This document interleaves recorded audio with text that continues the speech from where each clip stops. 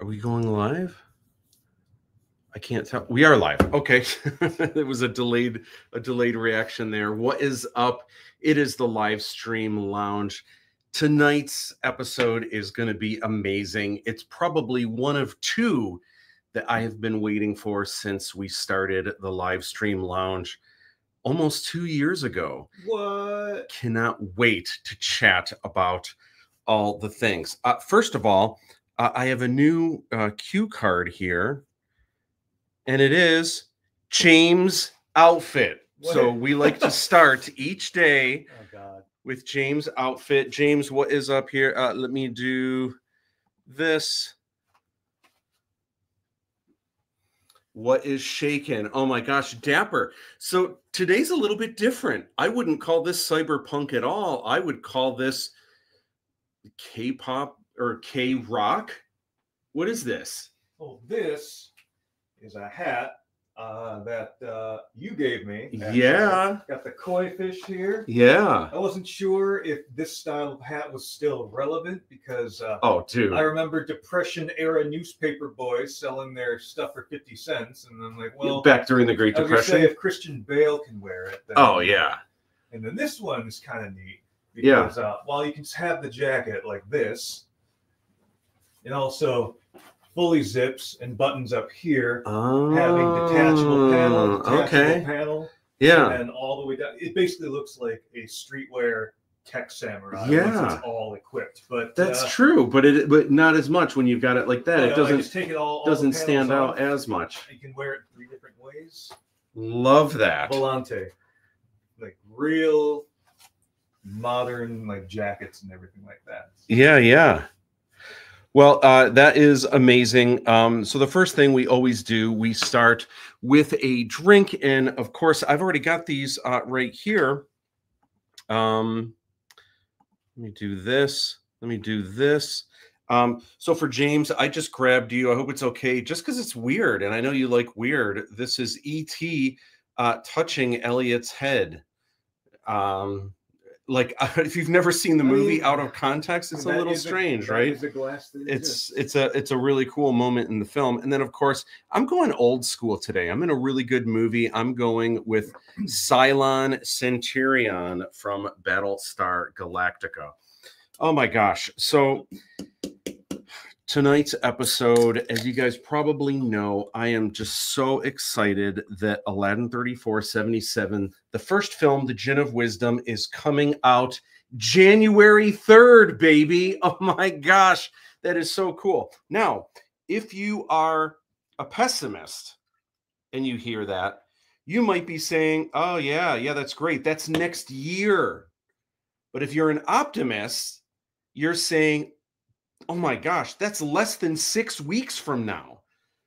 And there's a lot of really cool things that are going to be happening in the next 6 weeks, gearing up for this. I'm not even sure that I'm ready. Mentally, I'm ready. I'm moving as fast as I can, and it's going to be great. What happens, happens. And I am super, super excited. Nervous? Not at all. Excited? Yes, I guess. So, James, I'm just curious. Do you need the extra boost tonight? I do. All right. This is, do you like this? This grind espresso? It's actually pretty good, yeah. Double espresso? I was literally at that meeting for like 8 hours. So, yeah. I'm going to need... Let's give you some juice.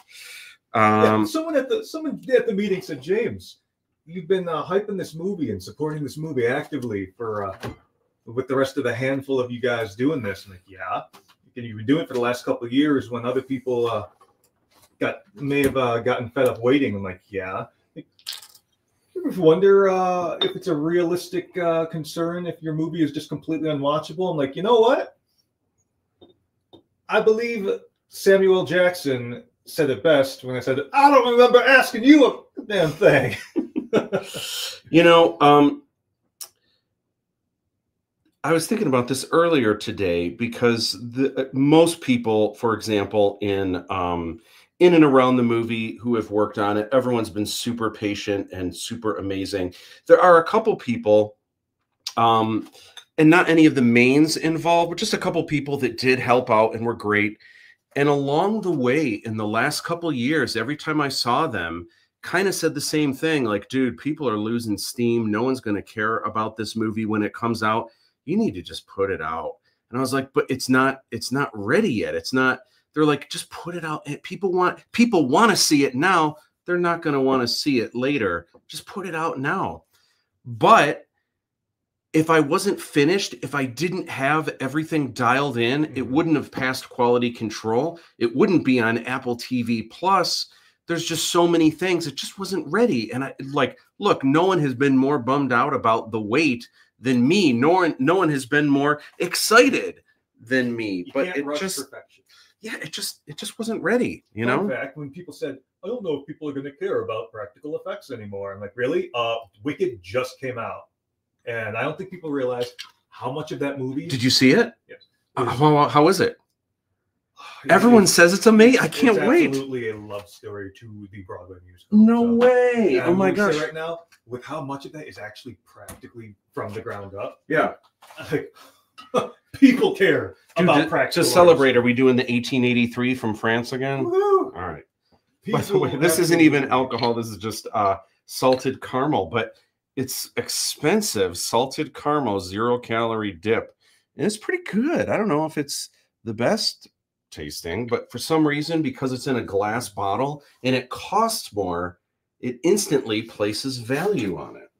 And then other people on the other side said, you know, if you spent a bunch of money on it, it would be a guaranteed hit. And like, that's a fun thing that you bring up because most recently, Sony dropped $400 million onto what they proudly claimed was going to be the next Star Wars. And what was that? It's called Concord. And they pulled it entirely and they shut it all down because it only made $1 million. And I was like, oh, and it made it into the Museum of Failure, which I've just recently found out. Did you see the movie? I had never even heard of it. No, it's a game. Oh, okay. It's a museum. They spent $400 million on it? And they made $1 million. And the Museum of Failure is a physical location. You can visit all of humanity's innovations that just bombed ahead of its time. Oh my gosh. Google Glass is in this museum. Oh wow, I just thought that hadn't come out yet. I think it's just ahead. So I think we're going to be just fine.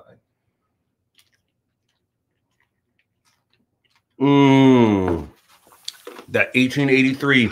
Let's get to the scoop. Are you guys ready?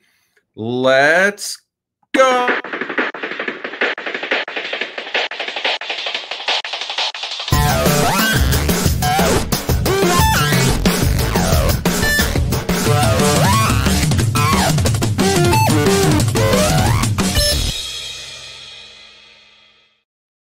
I want to see Wicked.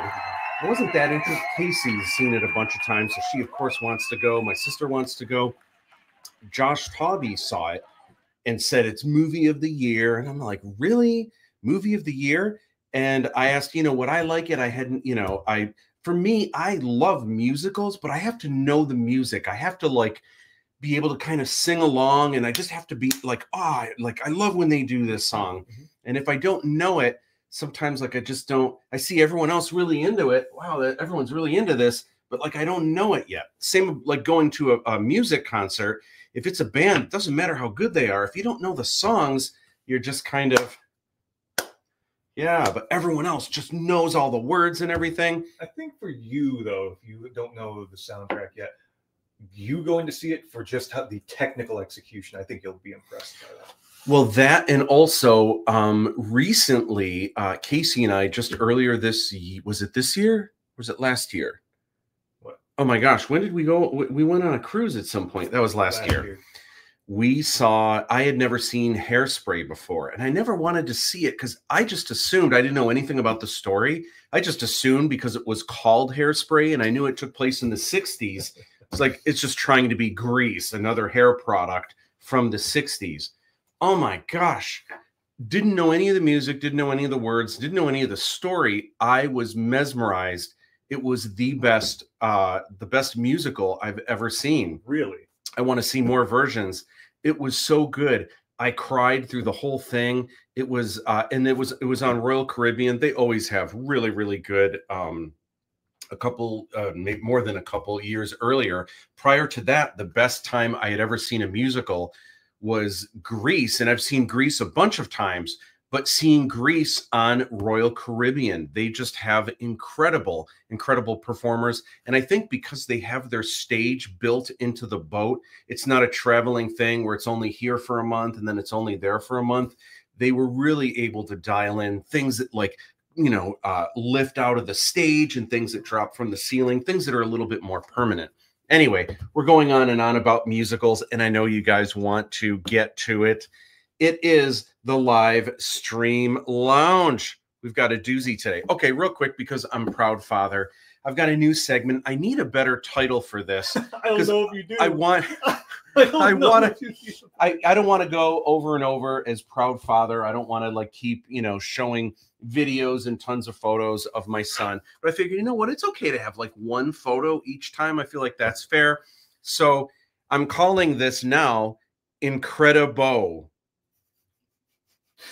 I think you need to just keep that. Because it's so bad. Anyway, there he is. Adorbs. Oh my gosh, proud father. Okay. So new videos last week. I released right before all the Aladdin hoopla. Contrast always wins. So there's this really cool video.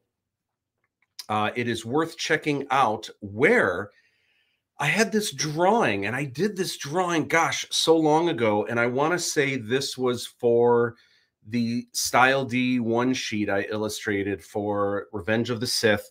And at first we weren't sure what we wanted to do for Padme. We were trying to find something that worked. And I think the idea Lucasfilm had was they wanted Padme to be somber, but it was really kind of taking down the tone of the poster. So we didn't go in that direction. But I put a lot of work into the detail of Padme's wedding dress here. And but I just didn't like the drawing. There was something about it that was just kind of flat.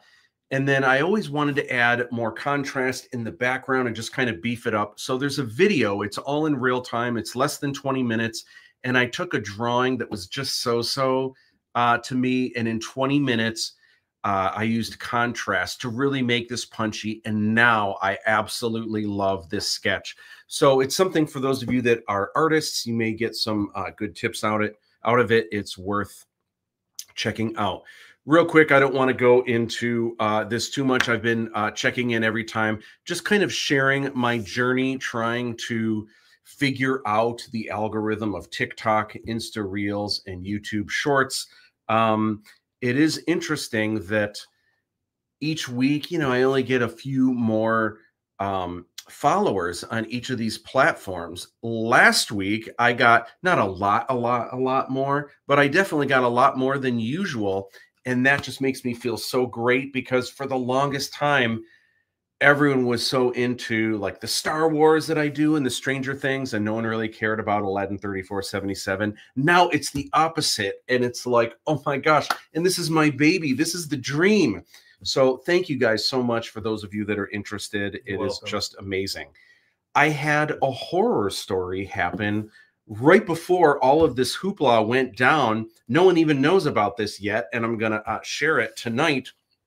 So first, to preface this, right before the first push for Aladdin 3477, so right before the Kickstarter and everything else, for some reason, Facebook canceled the Facebook Aladdin 3477 Pro page. I had been building that for about 12 years. We had 13,000 followers, and then just gone. And all it said was, you can't impersonate a real, like someone else's product. And it was Aladdin 3477. Like, I own the property. Like, you know, so I tried to follow up. They're like, the decision's been made. You can leave feedback, but yeah, try again next time. And it was just like, oh my gosh, like, this is horrible, right? Well, it just so happens last Wednesday evening, I was actually on Instagram. I wasn't on the Aladdin 3477 page, but guess what? This message comes up We have suspended your account, Aladdin3477. You've got 180 days left to appeal, or you will permanently remove your account. What this means, your account is not visible to people on Instagram right now, and you cannot use it. Under what? I looked it up, and again, same thing. It appears you're impersonating someone else's brand. You can't do that. Someone's reporting you on purpose. I think so. Anyway, so I appealed right away, and I said, hey, it's an independent movie. It's my thing. And I took a screenshot of this.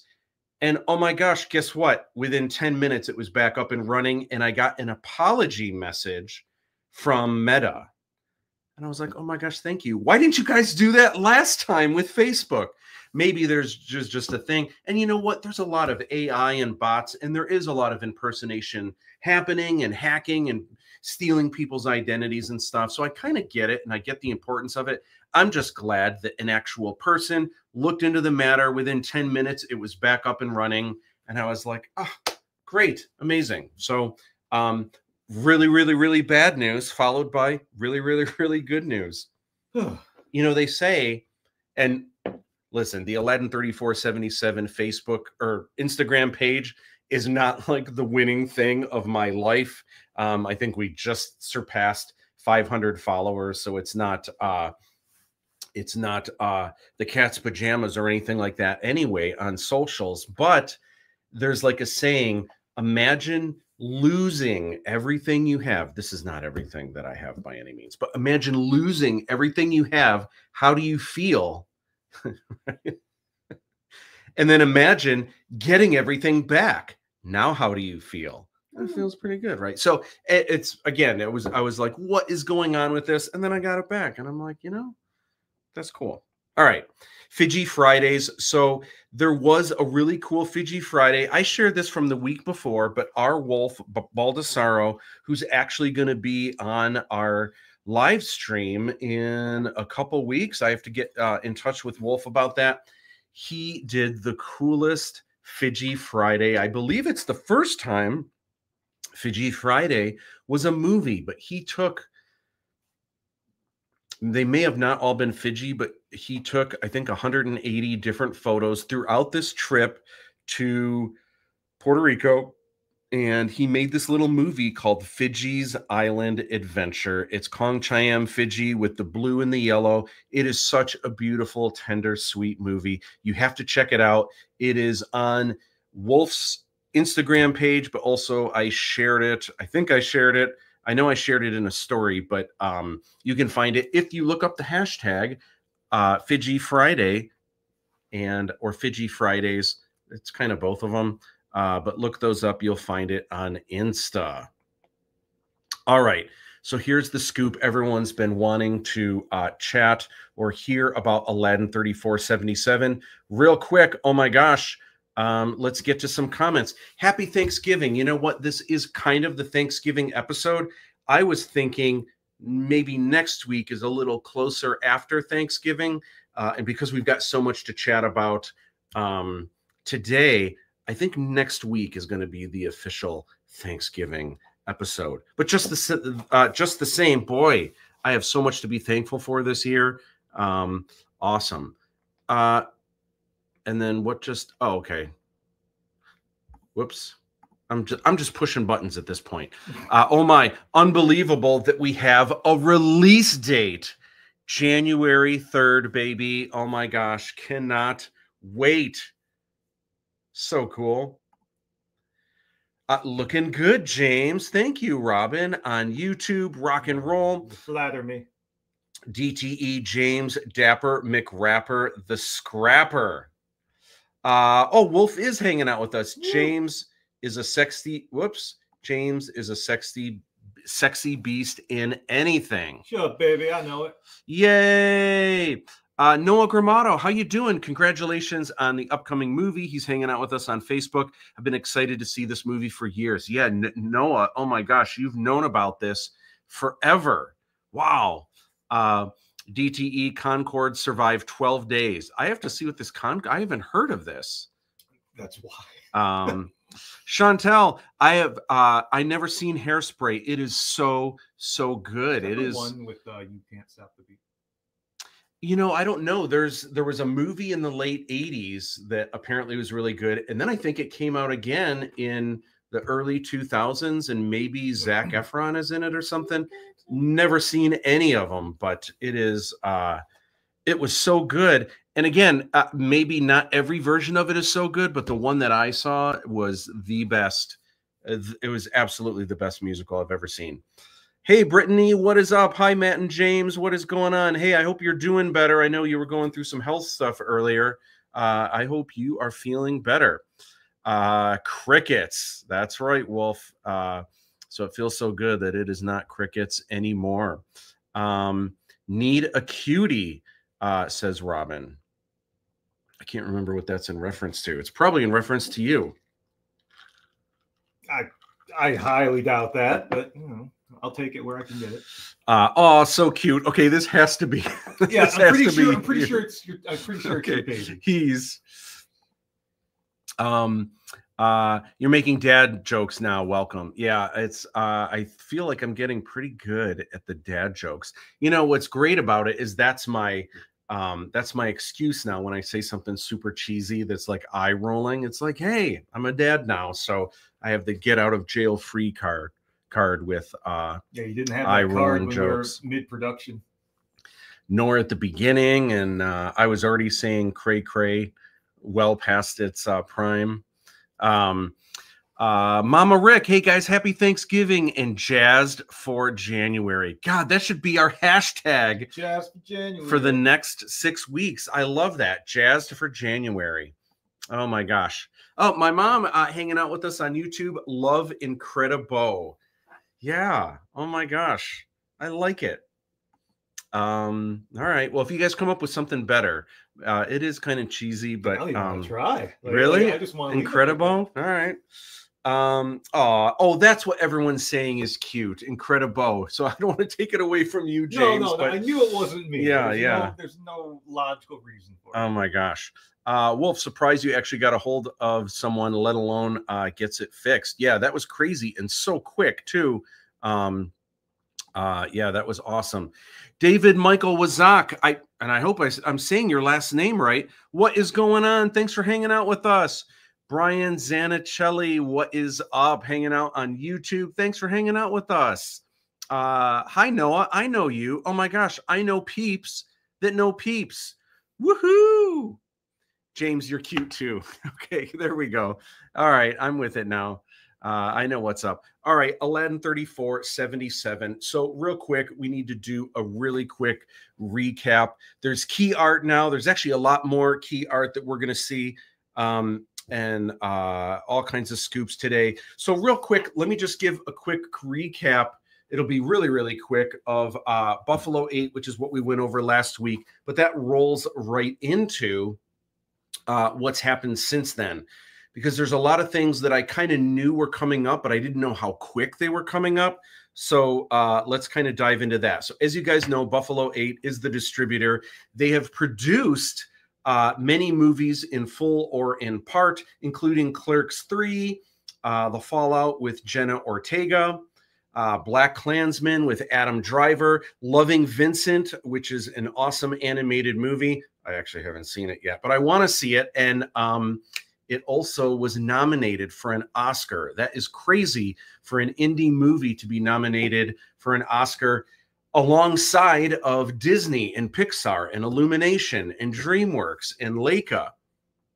Rob Zombie's 31, Liam Neeson in The Honest Thief. One of the executive producers at Buffalo 8 is Jonathan Lipnicki. So Jerry Maguire and Stuart Little represent. They also did a movie, I haven't seen it yet, The Iron Mask, a few years back with Arnold Schwarzenegger and Jackie Chan. Jack Black is in one of their movies they just put out called Free LSD. That was on my radar because a good buddy of mine, oh my gosh, I say a good buddy, and then my mind goes blank. Paul Shipper did this awesome poster. It almost looks like it's out of Star Wars. And this movie from Buffalo 8. Didn't we see him at Great Lakes Comic Con? I don't think we would have seen him there. He lives, for a while, he was in Australia, but I think he lives in London. So he goes to all the Star Wars celebrations, but I don't think he would go to a smaller. Yeah, that or I have something of his. I remember meeting Drew Baker. I think when we were in Orlando, I think he might have signed our badges for us because he did the artwork on the front or something like that. He did. Terrifier 3. Terrifier 3 was #1 3 weeks in a row. And the big hoopla about this movie, it came out the same week as Joker. And no one thought that this psychotic clown was going to beat the box office of the other psychotic clown. And this has just been all the rage. I haven't seen any of the Terrifier movies, but people say they're really good. I mean, they're good in a number of ways, even if you don't enjoy horror film. And you've seen it. You just saw the first 2. Man, that practical effects. Those practical effects are just wild. Wow. Woman of the Hour. Simultaneously, they had a #1 movie in theaters and the #1 movie on Netflix. It is Anna Kendrick's directorial debut. This is supposed to be really good acting as well. So that is why Buffalo 8 is just a cutting-edge company. I wouldn't call them the next A24, but their films have grossed over $4 billion for a small indie film company. That is huge, and they've been growing consecutively during the last 12 years. Every year they grow more and more and more. I believe they tripled in size during the pandemic, which is crazy for a Hollywood studio to do that. Just awesome. I can't rave about them enough. Really quick, let me get into some comments here. Great to hear the film is being released. Thank you, Garth. Can't wait to see it. Thank you so much. And Garth, oh my gosh, the stuff you have been dropping, the Traverse City posters you did, I don't even know which one I like better. I think I like the one with the water better at the bottom. Those are off the hook. They're so good. So anyone that's on Facebook, if you see Garth Glazer here, you need to click on his profile, give him a follow, and check out the incredible artwork. Brittany, I'm feeling better now that I'm home. Thanks for checking. I had to do an EEG for my epilepsy. Being bedridden at the hospital for 5 days was not fun. Oh my gosh, I wouldn't imagine so. I'm glad to hear that you're feeling better though, and that you're home. That's great. Well, thank you for hanging out with us tonight. Tom Savage, looking forward to finally seeing this bud be proud. Thank you so much. Oh my gosh. And we get to see your handiwork as well as the Red Star Slag Warrior. Cannot wait. So excited for the release date. Congratulations. I know, less than 6 weeks away. It is, oh my gosh, it's exciting. Terrifier 1 showed me why everyone talked about it. Terrifier 2 earned my attention, and Terrifier 3 made me a fan. They are messed up though. Watch them alone, never with anyone who will need to respect you.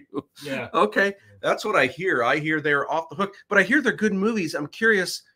I haven't heard yet why they're good movies. Like, do you mean good movies? Like, take away the gore? Like, is it like acting and you're moved by the the character arcs and stuff? Like, what do you mean a good movie? Or is it just like if you're into gore, it's a good movie? It's tough because horror movies are hard to actually have a good story-driven kind of thing because horror follows basic formulas. But no, watch Terrifier, and you as a filmmaker and a director, you'll appreciate how it's executed for sure. I like it more for the visual things they achieved in it without CGI. It is unsettling to say the least, but you know what? There were 3, I believe, Human Centipede movies, and those got banned. They're like, I didn't know there was 3. Oh yeah, you can't find Cannibal Holocaust here because that got banned. Quite frankly, Terrifier skirts along that line of what should get banned, but I'm kind of glad it hasn't been yet. It means more people would be exposed to it. I literally convinced a 12-year-old to watch it, and I don't regret that. You know, for me, there are some horror movies that I think are like, take the horror away, take the blood and guts away. The Sixth Sense I feel is really good. Poltergeist is really good, and Hereditary, for example, is really good. And then there's movies like Split. You know what? I've never seen those. I've never seen those. They are interesting. The art clown lore is interesting and mysterious. Terrifier is over the top. The actors are meh, but the clown and his nuance are very strong and unique. Hereditary is incredible. Yeah, and you know what I haven't seen yet? I haven't seen, what's the one that takes place all during the day? That's in Sweden or something like that? Oh my gosh. What? Midsummer. Oh. Haven't seen that yet. Midsummer? Yeah, it's supposed to be terrifying. Oh. Midsummer, yep. So okay. All right, so this is kind of where we left off last week. Tom says skip it. Casey does not want to see it, so that's why I've been waiting for so long. So Tom says it's not horror at all. So here's what was going on. Last week, I kind of revealed there were these puzzle pieces, and I just want to go over these really quick. What was happening? So originally, the Buffalo 8 acquisition announcement was going to be announced in one of the trades, like Daily Variety, Hollywood Reporter, the day after Halloween. That kind of got foiled. So then it was going to be the movie poster, the new trailer, and the release date were all going to be, there was going to be an exclusive. And I didn't even know which website. Again, Hollywood Reporter, Daily Variety, had no idea. So I just took a stab and kind of made it just an estimated guess when this was going to happen. And then I went back 12 days before, and then I think more than a week ago, Thursday, like a week and a half ago, I started releasing these puzzle pieces on purpose, sometimes upside down, sometimes turned sideways. So this first one was NAD. Number 2 was Maripes. Then 3 was No. Then 3DR.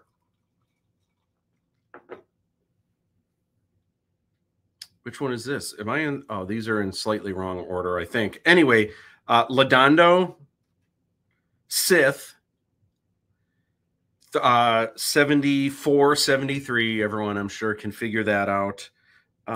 V plus T, Ozanum.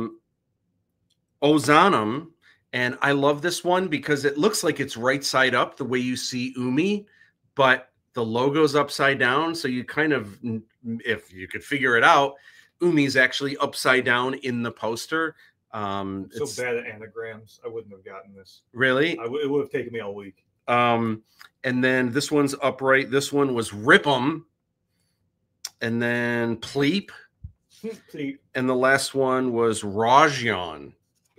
So the idea was, so you had all these scrambled images here. So putting these together and flipping them around, there's only 12 of them, wouldn't be that hard.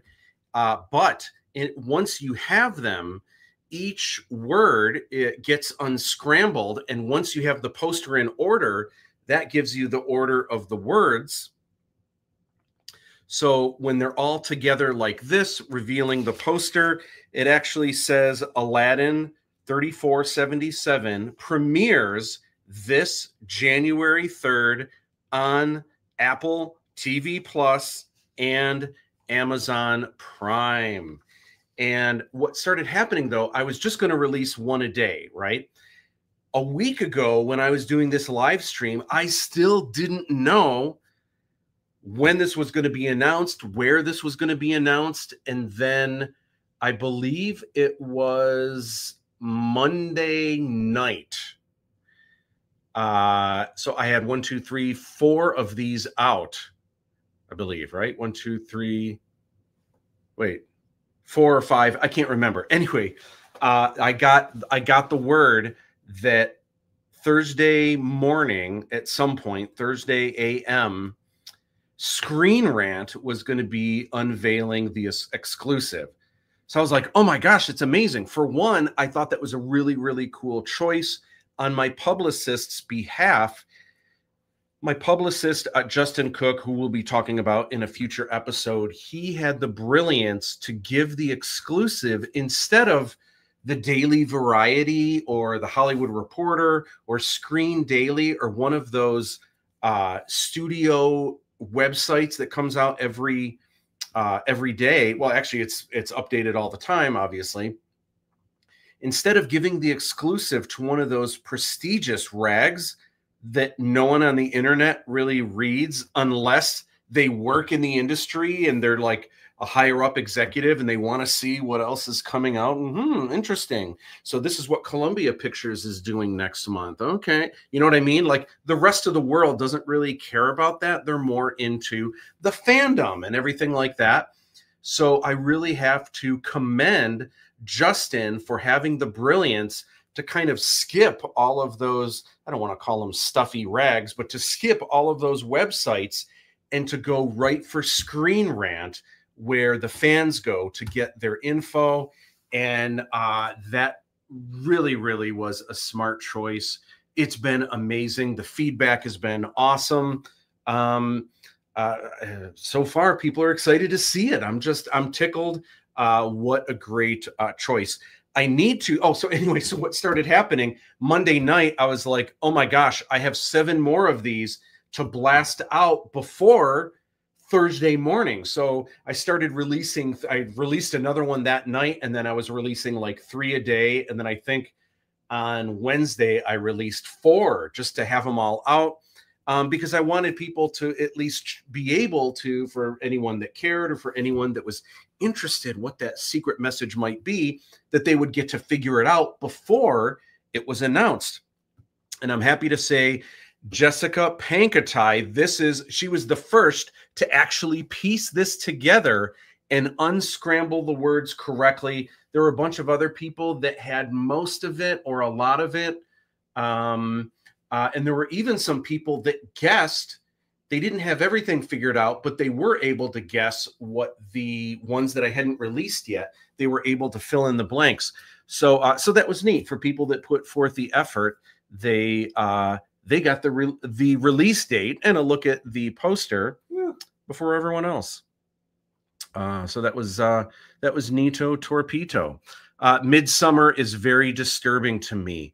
I like that. Sometimes I like the disturbing. I don't know. I feel like, I don't know, but I'm not into gore as much. That's why I'm not sure about the Terrifier movies, but disturbing can be cool for sure. Amazon Prime already has the search engine, just doesn't take you anywhere yet. Okay. Interesting. Oh, interesting. I will, I'm curious. I will have to look that up. Okay. So now the other big thing that was revealed previously, this was kind of the official poster.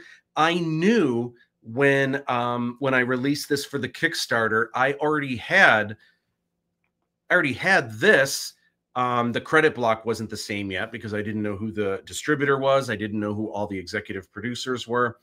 I thought this was, and maybe you guys can agree with me, I mean, I think everyone enjoys this poster a lot more. I just felt like this was a really good introduction to Aladdin. It kind of shows you right away this is a futuristic Aladdin, and his sidekick is Fidji. And then if you look closer into his vest and all the dark areas, yeah, you can see a lot of the other characters and stuff. I think this is more what people were expecting from me with the explosion of color and everything else. I'm curious, though. I wanted to get everyone's opinion really quick before moving forward. And that is, this was the original poster. By the way, this is not the first stab at it. There's another poster that I'll unveil sometime that was actually all digitally painted. Buffalo 8 had some really good ideas about what to change. There were some characters. There was actually more characters on here originally. And and they wanted some things a little bit larger and some things a little bit smaller. and just moving a couple things around. I think they made some great choices, but I think it would also be interesting later on to show you what I originally put together. Well, once I realized not just when they wanted those changes, but because there were going to be, there's over 40 different pieces of key art for Amazon. There's like, I think there's like 7 or 8 alone just for Apple platforms. And each one has different sizes, or even if it's the same size, sometimes you have to have room for the logo that they put on. You can't put on the logo, they put it on. Or sometimes there has to be room at the bottom for them to click other movies that are similar. You know, there's all different user spaces that they need to have, and it's different for all of them. So in having to create all of the work, a lot of this started to get replaced with digital images that I kind of quickly did a little bit of digital stuff to make them feel a little bit more painted. I also needed to keep the textures unified. So that's when I realized I had to go a lot more digital. That being said, this is the official poster, but it was later.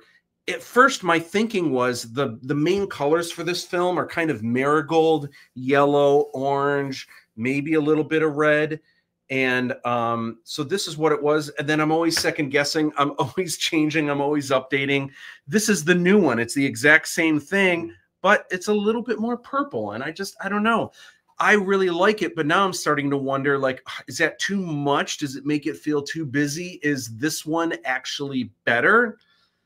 I'm curious what you guys think. Do you guys like A, it's a little more orangey, or B, a little bit more explosive going into the pinks, violets, and purples?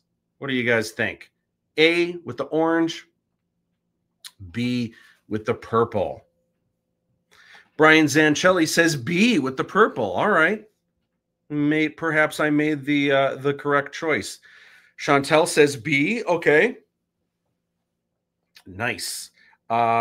Rachel and I like the purple. Oh, I'm so glad to hear this. All right. I like the purple, says Awesome Insect 100. Thanks for hanging out with us on YouTube. I like the purple, but if the purple was more faded and subtle, I would like it more than the first one. Okay. Yeah. And there is another version of this where I didn't go as strong with the purple, and now kind of seeing it farther away, I'm wishing maybe it was a little bit less.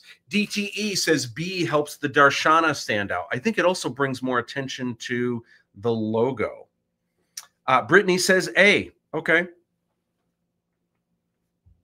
The orange one. Whoops.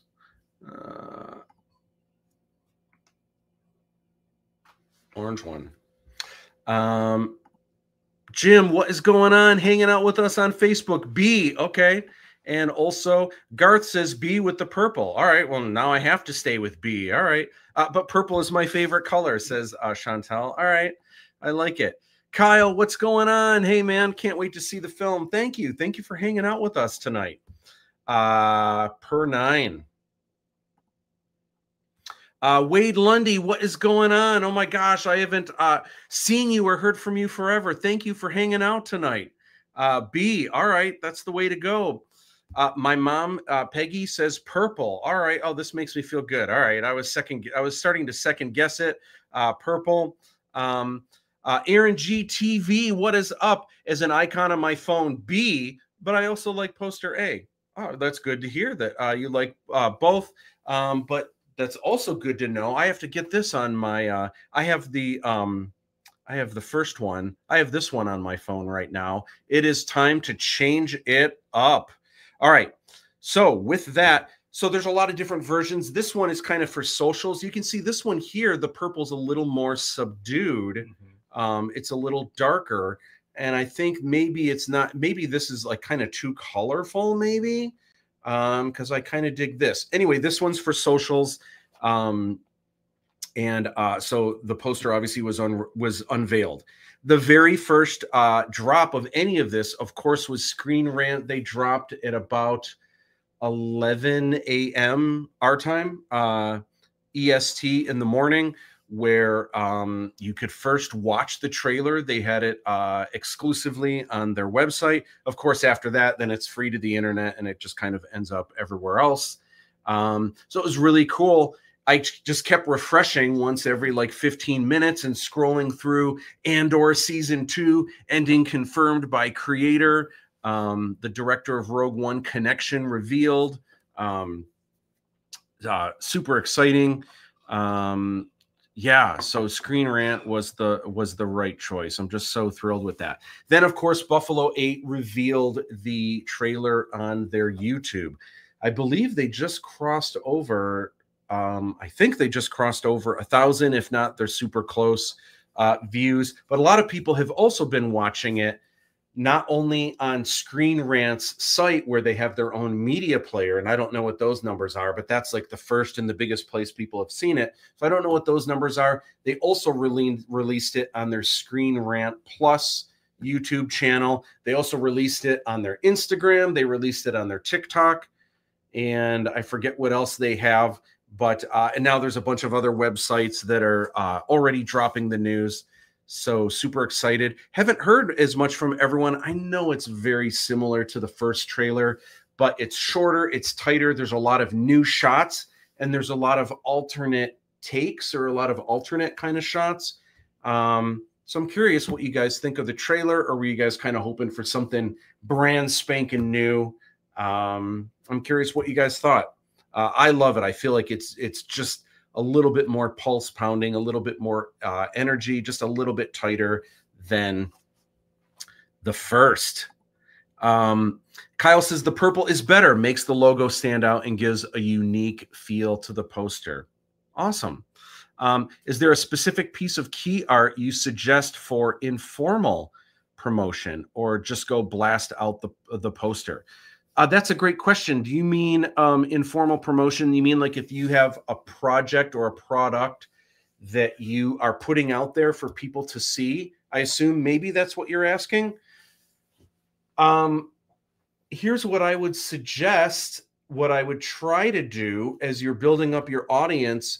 There still are cool things you can do. Now, you don't have to get as crazy as, you know, putting out little pieces like this and it's a puzzle for people to solve.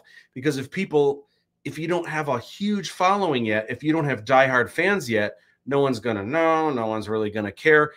This, I, to my knowledge, I think I only had 3 or 4 people that were really trying to actively put this all together. There's a couple people just here and there, if they saw it, they would take a guess, but not as many people. And I don't have a huge following. So, I don't know if that's what I would suggest, but you still could do something like show a little piece of the poster, and you could say 1 week from today, and then 3 days beforehand, show another little piece 3 days from now, and then tomorrow, you know. So there's some different things you could do to try to build up hype with the people that are in your circles. A lot of different ways that you can do it. I'm taking my time on the final project. Brian, that is good to hear. It's an epic final project in my pre-viz storyboarding class. I cannot wait to see what you got going on. Like if I were to talk about it on stream. Oh, yeah. And by the way, DTE, I need to get with you sooner, but next week, if you would like to be on the live stream next week, is a great one. The Thanksgiving episode. Absolutely. I'm going to want to have a number of images for you to share about your book that's available now on Amazon. So we'll be chatting about that for sure. Premise Land, yodels, brodels on a brioche bun. Am I saying that right, James? Brioche. Is that how you say it? A brioche bun with brisket and barbecue sauce. That's a lot of bees, but I am in it. That sounds good. I like that. Brittany says, I like the purple. However, the purple in the top corners are a bit too dark, in my opinion. I agree with that. I think it needs to lighten up just a little bit. Premise Land will be right back. DTE says 100% working on the slides. Oh, yeah. Keep in mind, you can kind of see the format here is 1080 by 1920 is kind of the size. So anytime something is taller, like a movie poster, you've got all the white space on the sides, but anytime you've got something a little bit longer, it just fills up a little bit more and you can see it a little bit better. Okay, so we talked about the posters here. We talked about Screen Rant. We talked about the trailer. Let's chat about January 3rd. Oh my gosh, I am so excited about this. So there's something kind of interesting about this date, and I didn't get a chance. I didn't even, no, I knew the release date a week ago, but we didn't talk about it yet because it wasn't announced. Here is the crazy thing about January 3rd. I've always wanted to have a date in mind that could be the official Aladdin 3477 date, just a day of the year that people associate with the property. So for example, everyone knows Star Wars Day is May the 4th, and that's awesome. I mean, May is usually when the Star Wars films are released, but more importantly, May the 4th sounds like May the 4th be with you, right? The official day of the year for Super Mario is March 10th. And the reason why is when you put the abbreviation for March, MAR 10, when you look at that together, it looks like it says Mario. So March 10th is Super Mario Day, which is great. Now listen, Aladdin 3477, obviously it's not anywhere near Star Wars or Super Mario. People haven't even seen the movie yet, and here I am already like, there should be an official date. Like, we need to know what this date is. So listen, I have no delusions about that, but I've always wondered if it did get big enough where it warranted, what's a day of the year that would be the official day of Aladdin 3477? Well, the problem that I had before is 3477, like, could that be March 34th at 7 o'clock? Like, that doesn't really work. There is no month 34. Like, there's just no way to kind of work with those numbers. It's too many numbers. So how can I do a day, or the numbers are higher than we have months? What can I do? How can I have an official day? Well, guess what? I have a day now because 2 years ago, when I made the first big push for Aladdin 3477, now prior to when the Kickstarter was released, I had shared a couple images online. Everything was cricket. No one was interested in me making an Aladdin 3477 movie. But on the day that I started sharing major images and also footage of what the films look like, that's suddenly when everything changed and a lot of people were interested in seeing the film. That day was January 3rd, 2023. 2020, yes, 2023. So that was a huge day. That was a huge day. People might say, oh, when the trailer came out 2 weeks later, that was also a big day. But really, the first big kapowie was January 3rd. Okay. Part two. A few months ago, when the movie hadn't gone through quality control yet, and I started wondering, like, when are these movies going to come out? And I started wondering, like, oh my gosh, if these movies come out in the fall, that's going to be tough because that's right when my son is being born. Like, that's really going to be tricky. But then I was like, ooh, Halloween, like, I don't want to get lost in the Halloween shuffle. And then Christmas, like, oh my gosh, no one, unless it's a Christmas movie, no one really watches other kinds of movies during Christmas. Like, gosh. So without thinking about the Kickstarter, I was just like, you know, January, early January would be amazing. People are done watching Christmas movies, and no one puts out movies early January. It's always like summer blockbusters in May, and sometimes during Christmas, like families sometimes get together and go to the movies. That way they don't have to talk to each other. But early January, not as much, and I've never really known why. Now I know why, because when I, here's what happened. So I looked on a calendar and I said, you know what? And not even thinking about when the Kickstarter came out. I kind of looked, I knew it would be on a Friday. And I said, gosh, first week of January, January 3rd, that would be perfect. If I could choose a date, and I don't know if I get to choose a date, January 3rd would be amazing. So it was September at some point, and I got an email from Buffalo 8, and they said, hey, congratulations. We passed quality control with Apple, which means you pass with everything. If you're good enough to be on Apple, the quality control for everything is as good or lower than that. So it was like, oh my gosh, yay. Yeah. And they said, listen, we already had a meeting. We were trying to find the perfect release date for Aladdin 3477. Curious what your thoughts are. We would really like to release the film on January 3rd. I was like, really? Like, oh my gosh, if I could choose a date of the 365 days, January 3rd is what I was thinking. Oh my gosh.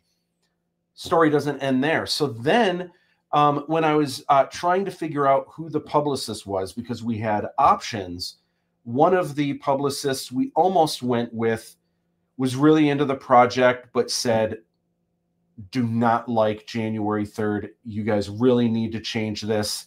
And I think that might even be why this publicist backed out. They hate January 3rd. And I said, why? It's perfect. No one puts out movies and everything else. And I never knew this. He said, yeah, you know why no one puts out movies and products then? Because behind the scenes, people that work in publicity and also people that write content for websites like Screen Rant, they're all on vacation. They're all spending time. They're all taking time off, spending time with their family for the holidays. He said, it is suicide for the film. Don't do it. Worst time to put out a movie. But I said, you know what? I'm going to double down. I think that's exactly why it's the reason to do it, because no one else is as dumb as we are. If no one else is putting out movies, for the few people that are picking up some extra bucks and doing extra hours, this is how writers and publicists and people that update content for websites, I imagine this is how they type on the keyboard. No one, for them that are trying to pick up the extra bucks, there's no news. No one else is putting out movies, but we are. So you're going to be Chili's. Maybe Chili's during that dead air agreement for Ukraine, and then they drop like a commercial for Chili's. Is there a joke about that on the internet? I've never heard that before. Okay, remember when Ukraine was like, they had a live feed of Ukraine, and they all agreed, like, hey, we're not going to release any kind of ads, whatever. Like, respectfully, let's let this be a moment, basically a day of silence. And I was like, yeah, okay, cool. And Chili's like swept in, like, hey, we're going to do it anyway because no one else is doing it. And then you see this war-torn gray smoldering buildings, and all of a sudden barbecue ribs or something, like a cowboy in the background, like in the upper corner, and Chili's launched an ad. Well, we are gonna be the Chili's. We're doing it anyway. I did talk it over with Buffalo 8, and they agreed. They said, no, January 3rd is great. We're going to do January 3rd. Okay, so then it wasn't until like a month after that when I was kind of writing things on a calendar, and I was like, January 3rd? Oh my gosh, January 3rd is when we released the Kickstarter 2 years ago. How amazing is that? I think it was on a Tuesday, though. I think we skipped ahead because we had leap year. Oh my gosh, how wild is that? So listen, no delusions. I'm not expecting that there's ever going to be an official Aladdin 3477 day on a calendar where people actually celebrate it. But I will. Just in case, in a world of possibilities, and also this will be a cool thing. I'm going to try to come up with something big with news or whatever. We still have 2 more movies coming out. January 3rd. Will officially be Aladdin 3477 date. This is just me dreaming really big. I know I have no delusions here. You're a dreamer. I respect that. I am the dreamer. All right, so DTE already got covered. All right, awesome. Come on, January 3rd, hoping to see the film here in Jacksonville. Awesome. It'll definitely be available in Jacksonville.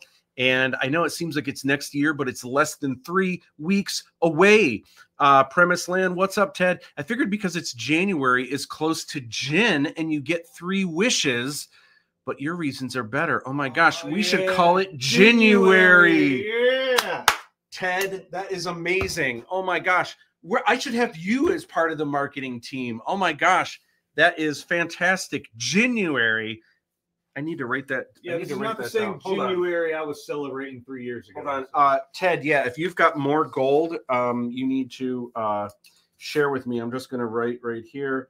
January. Boom. That's going to be a thing. All right. Let's see. Let's go through some comments here. Jinn 3rd, brilliant Premise Land. Yeah, that is brilliant. Wild on the date. Yeah, that couldn't even been. I didn't even realize till like a month later. Everything falls into place. It really does. Serendipitous. Sometimes you have. You just have poo-poo convention. I actually got hit up by someone today that wants us to come out to a convention to promote the film. It's in Michigan. It's in Caro, Michigan. I looked it up. It's kind of by Frankenmuth. Okay. December 15th. I have to look at the calendar. There might be some other stuff going on. Yeah, I'm wondering if that might be a good test drive to see how things go. Aaron GTV says genius on January. Yeah, genius. I think that's and in the future we'll have like all month long we'll have something with the Jinn. What could we have? A new quote each day, a quote of wisdom that blasts out, and maybe we can get Aaron to narrate each one and share these chocolate morsels of wisdom. He just starts making ones up. I like it. So the next thing that people want to know, January 3rd, we're going to talk about the streaming services and everything, but everyone wants to know, I live in a certain country. Can I see this film?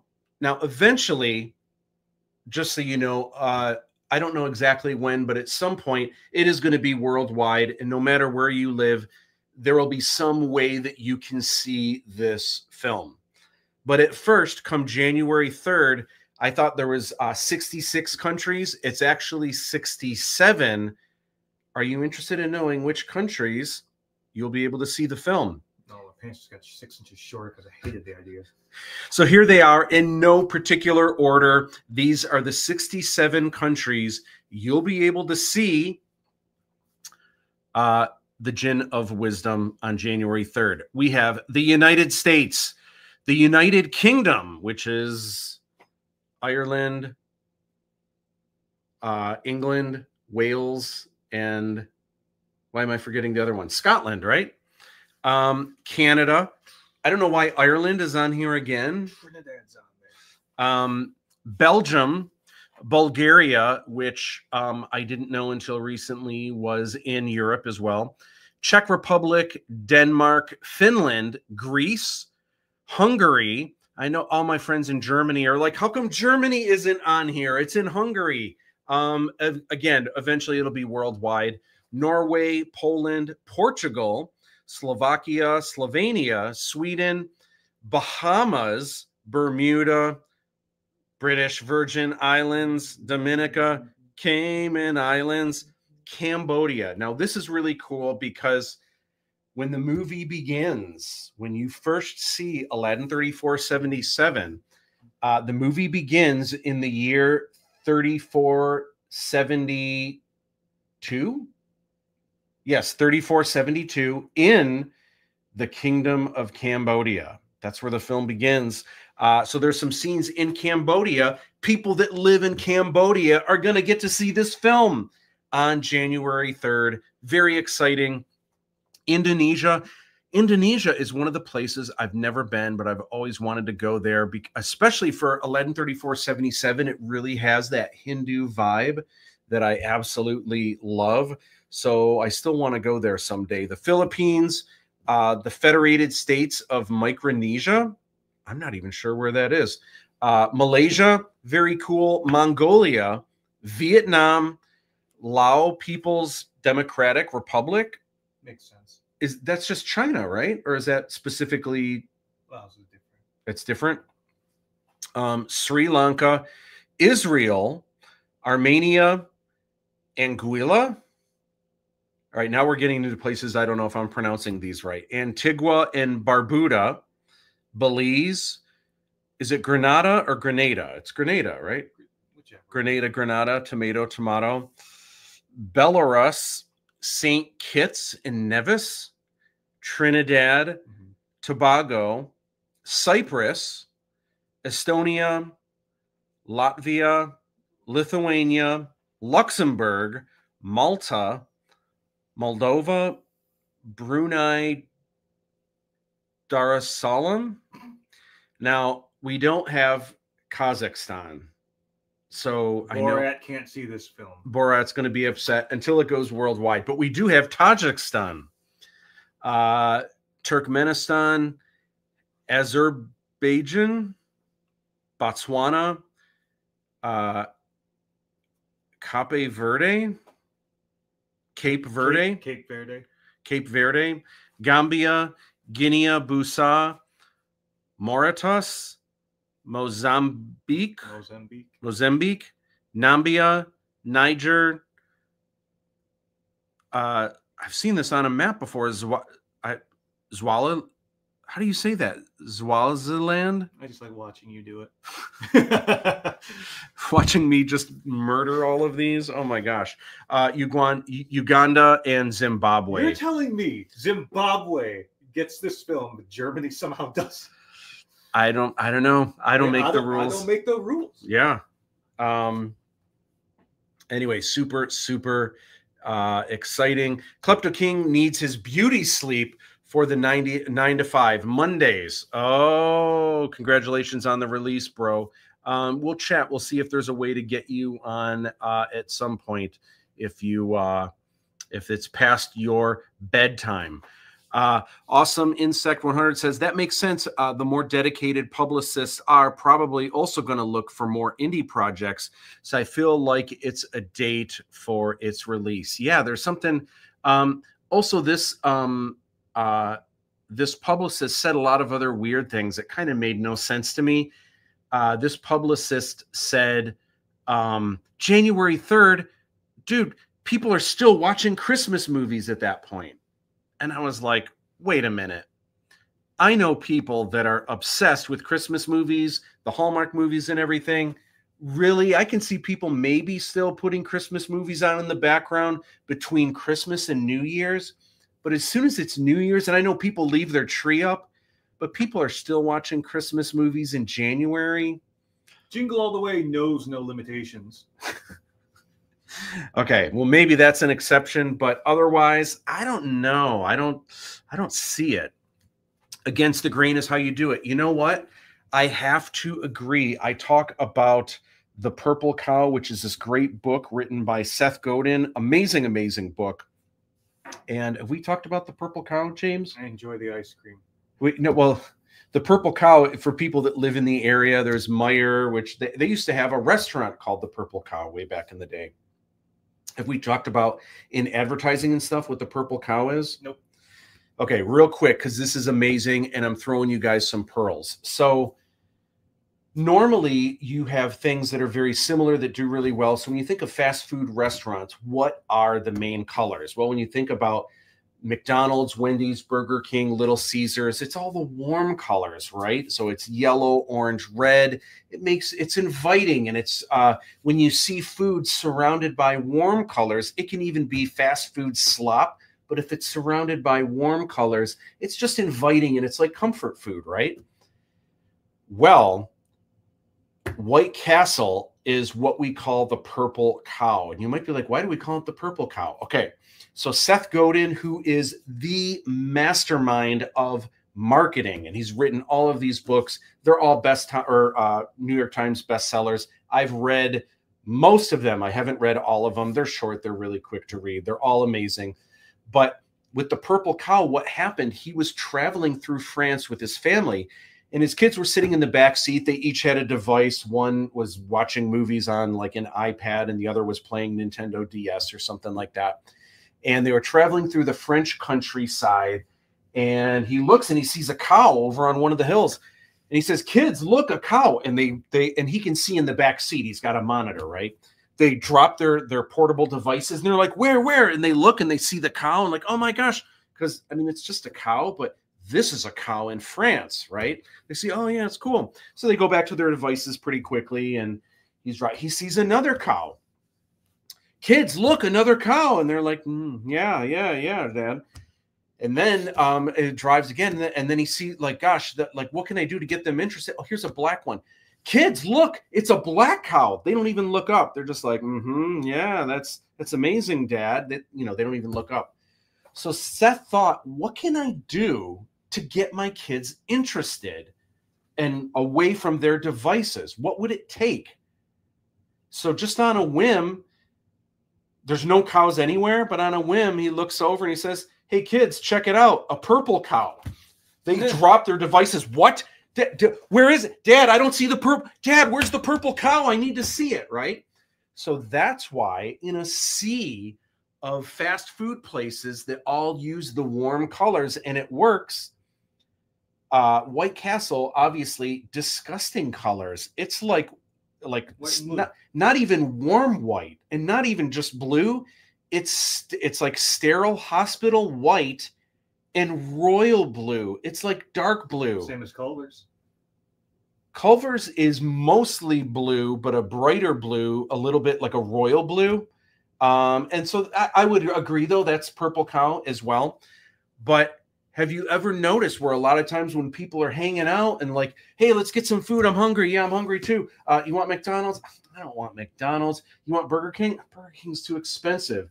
"Do you want Little Caesars?" "We had Little Caesars for lunch." "I don't know. Do you guys want White Castle?" And that's where people usually stop and go, because they want something different today. White Castle. And that is how White Castle gets their business. They know they're never going to be at the top, but they can be the purple cow, and that works for them, even though the one just by us got bought out by a savvy sliders. Okay. Anyway, so the purple cow against the grain. That is how you do it. I agree, Wade. Hey, Marissa, how you doing? Hi, cuz. Congrats. Great seeing you. Thanks for hanging out. January gold. I have to agree. Absolute gold.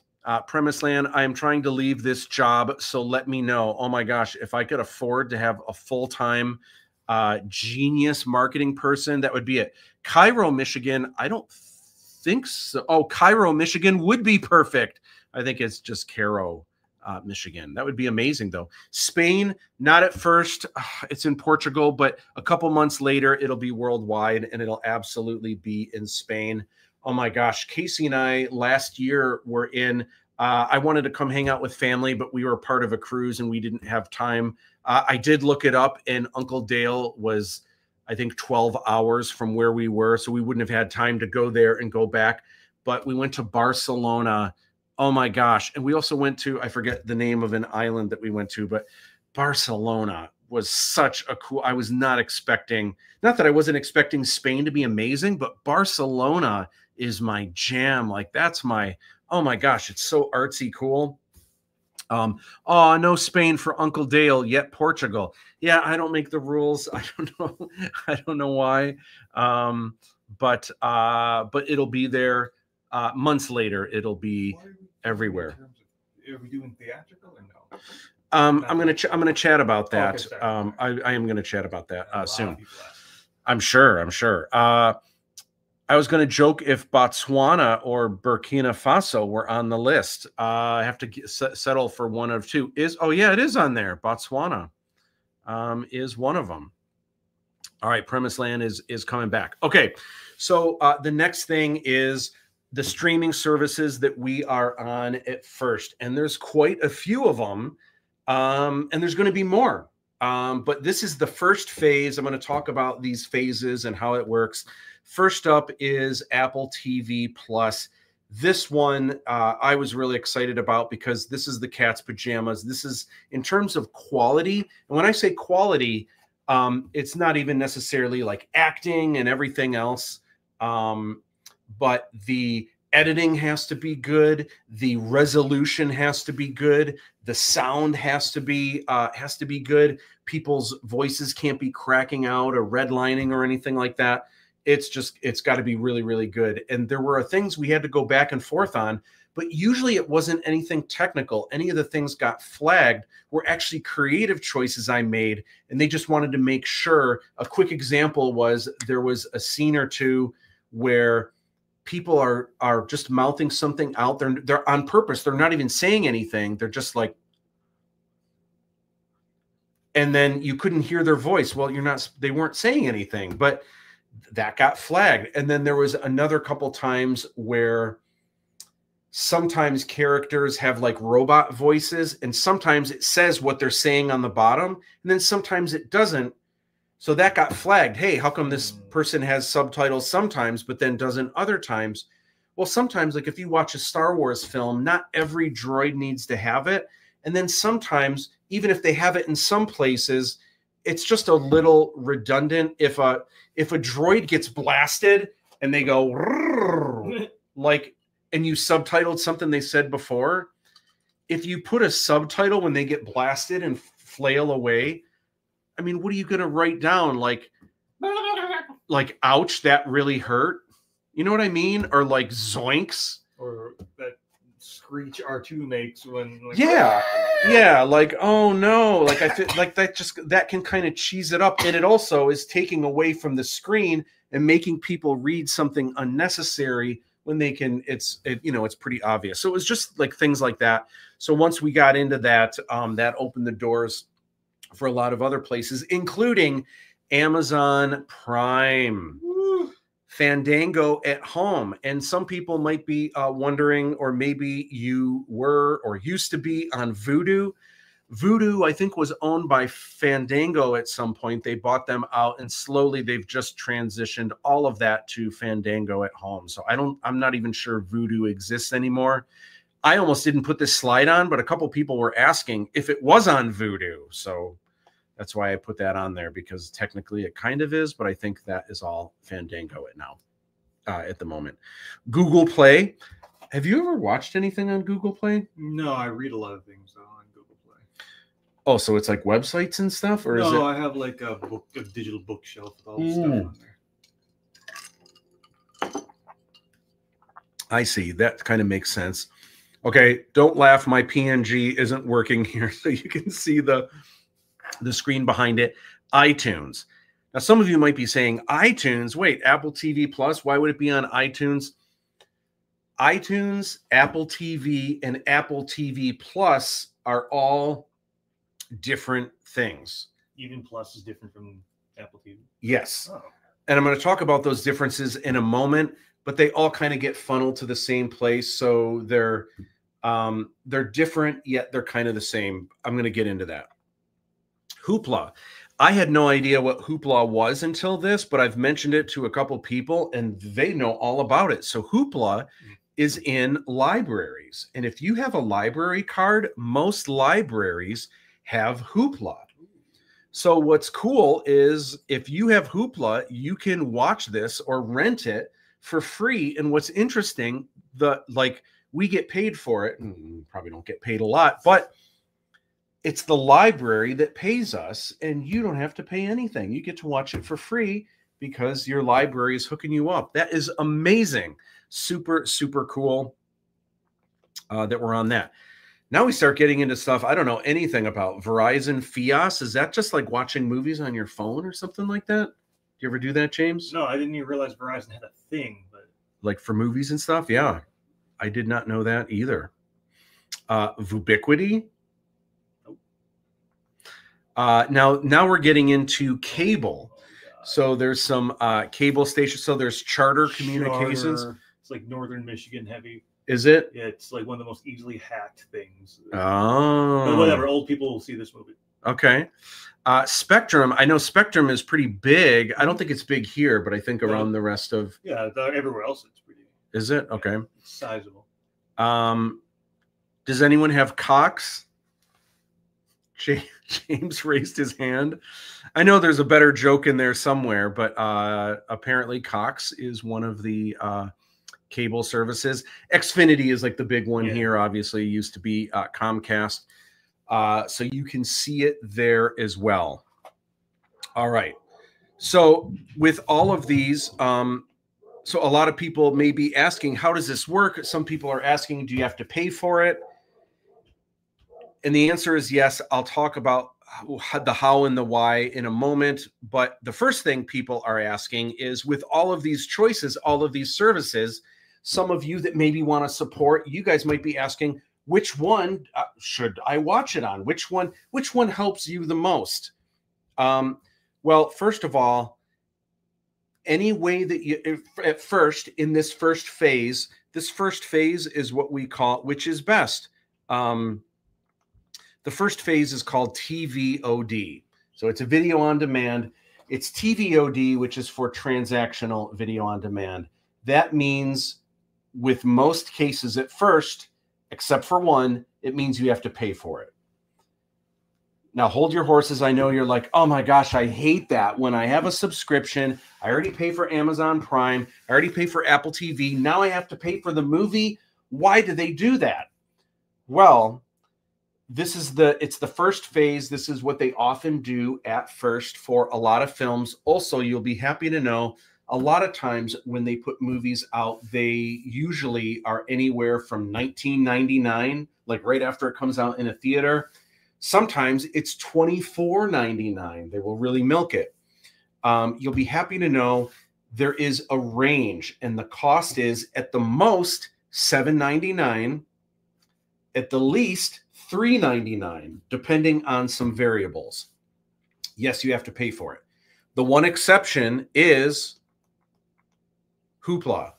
So if you have a library card and you can get access to the Hoopla account, you can watch this movie for free. The reason why it's still TVOD is because Buffalo 8 still gets paid for watching it, but it's the library that's covering it instead of you, which is awesome. So yes, you'll have to pay for it. Don't quote me on these. I think these are the final numbers. I think there might be something with a pre-order, which I'm going to get to, that ties in with a charity. I don't have official details on that yet, but I think the official numbers are, if you want to own the film, so you can watch it as many times as you want for years to come. If you want to own the film in HD, which is really, really nice quality, as you probably know, it's $7.99. $8, you own it forever. You can watch it all the time. If you only want it in SD, so SD is standard definition, that's like DVD quality, which is still pretty good. If you watch all your movies on your phone, I don't know why you do that, but if you watch your movies on your phone, your phone probably has HD quality. But if you really just want to watch, if you don't really care about that, you could own it in SD, and I believe that's only $5.99. Then you could rent the film. I believe renting the film, you can only watch it once, or maybe you have like a 48-hour period that you can watch it as many times as you want. That, if you want to rent it in HD, I believe it is $4.99 in HD quality, high definition. And then if you want to rent it in standard def, which is DVD quality, that is $3.99. We're talking about $4 here. Now, by the way, that $4 goes to Buffalo 8.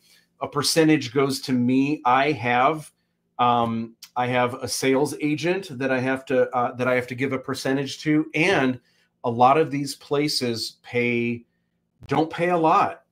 So it's really just the numbers, like how many people are actually going to watch this. That's where, if there ever was a profit margin, and who knows if there ever will be, I'm not as worried about that. And I'm definitely not doing this for the money. This is my magnum opus art project.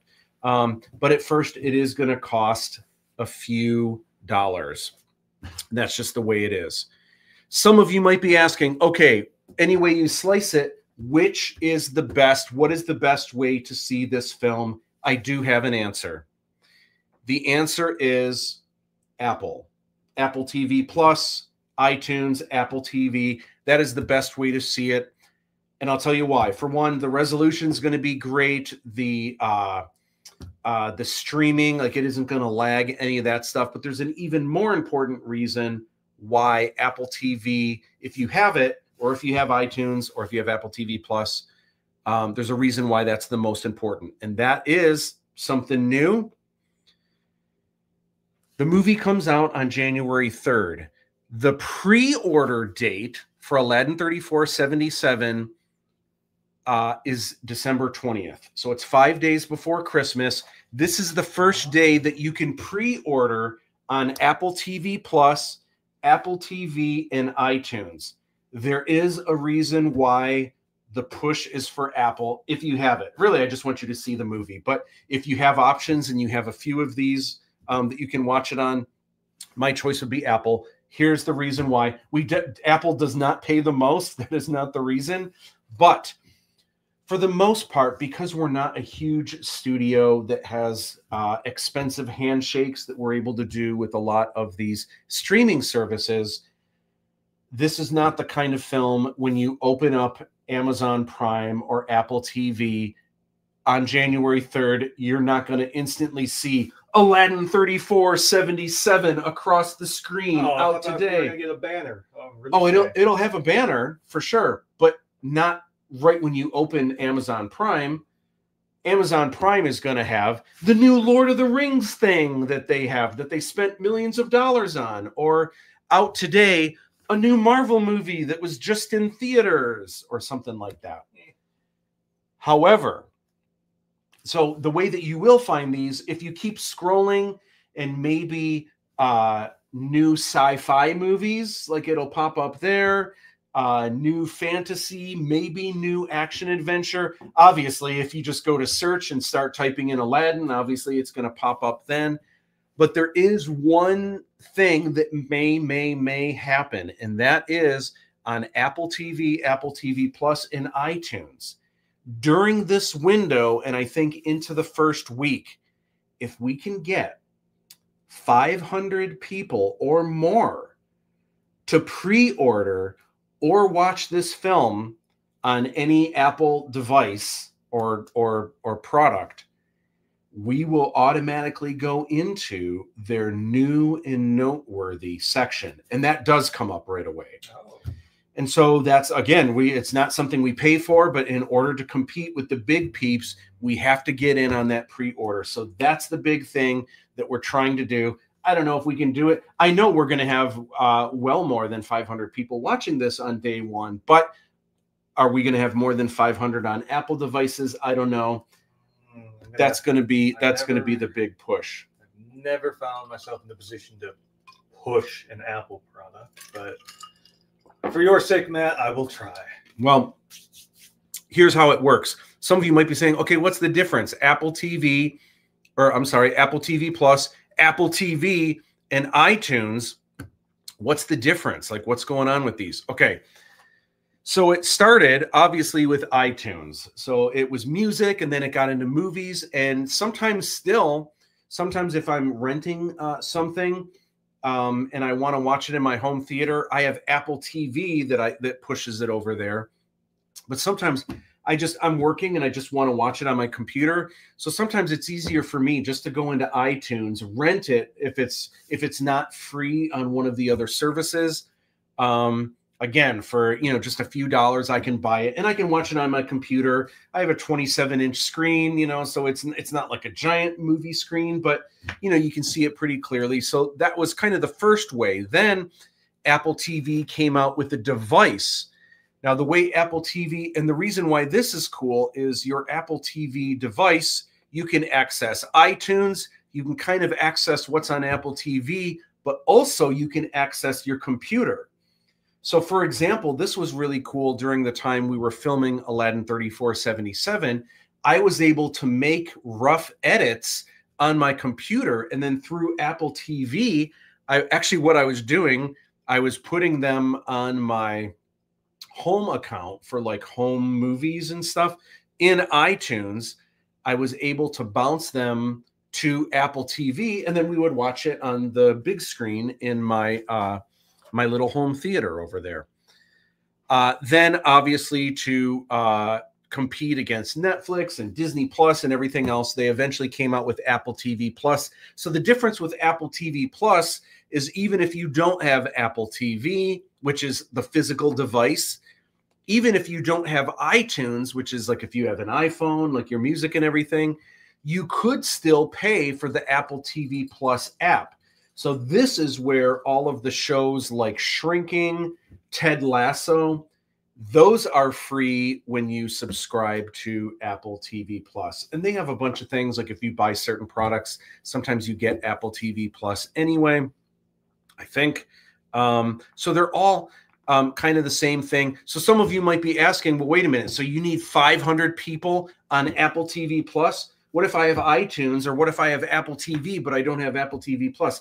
Doesn't matter. Any three of these, if we can get 500 people between iTunes, Apple TV, or Apple TV Plus pre-ordering, then they will put us in their new and noteworthy section. And that just means more people will see it, which means more people will watch it, and more people will see it, and then who knows? Apple a day keeps obscurity away. That is exactly it. So that's why the big push is for Apple TV. Let's see, where are we here? Congratulations. Thank you so much on the release. Awesome. And hey, I can't wait to be on your Battlestar Galactica podcast. And in fact, I am drinking out of my Cylon Centurion glass today. How about that?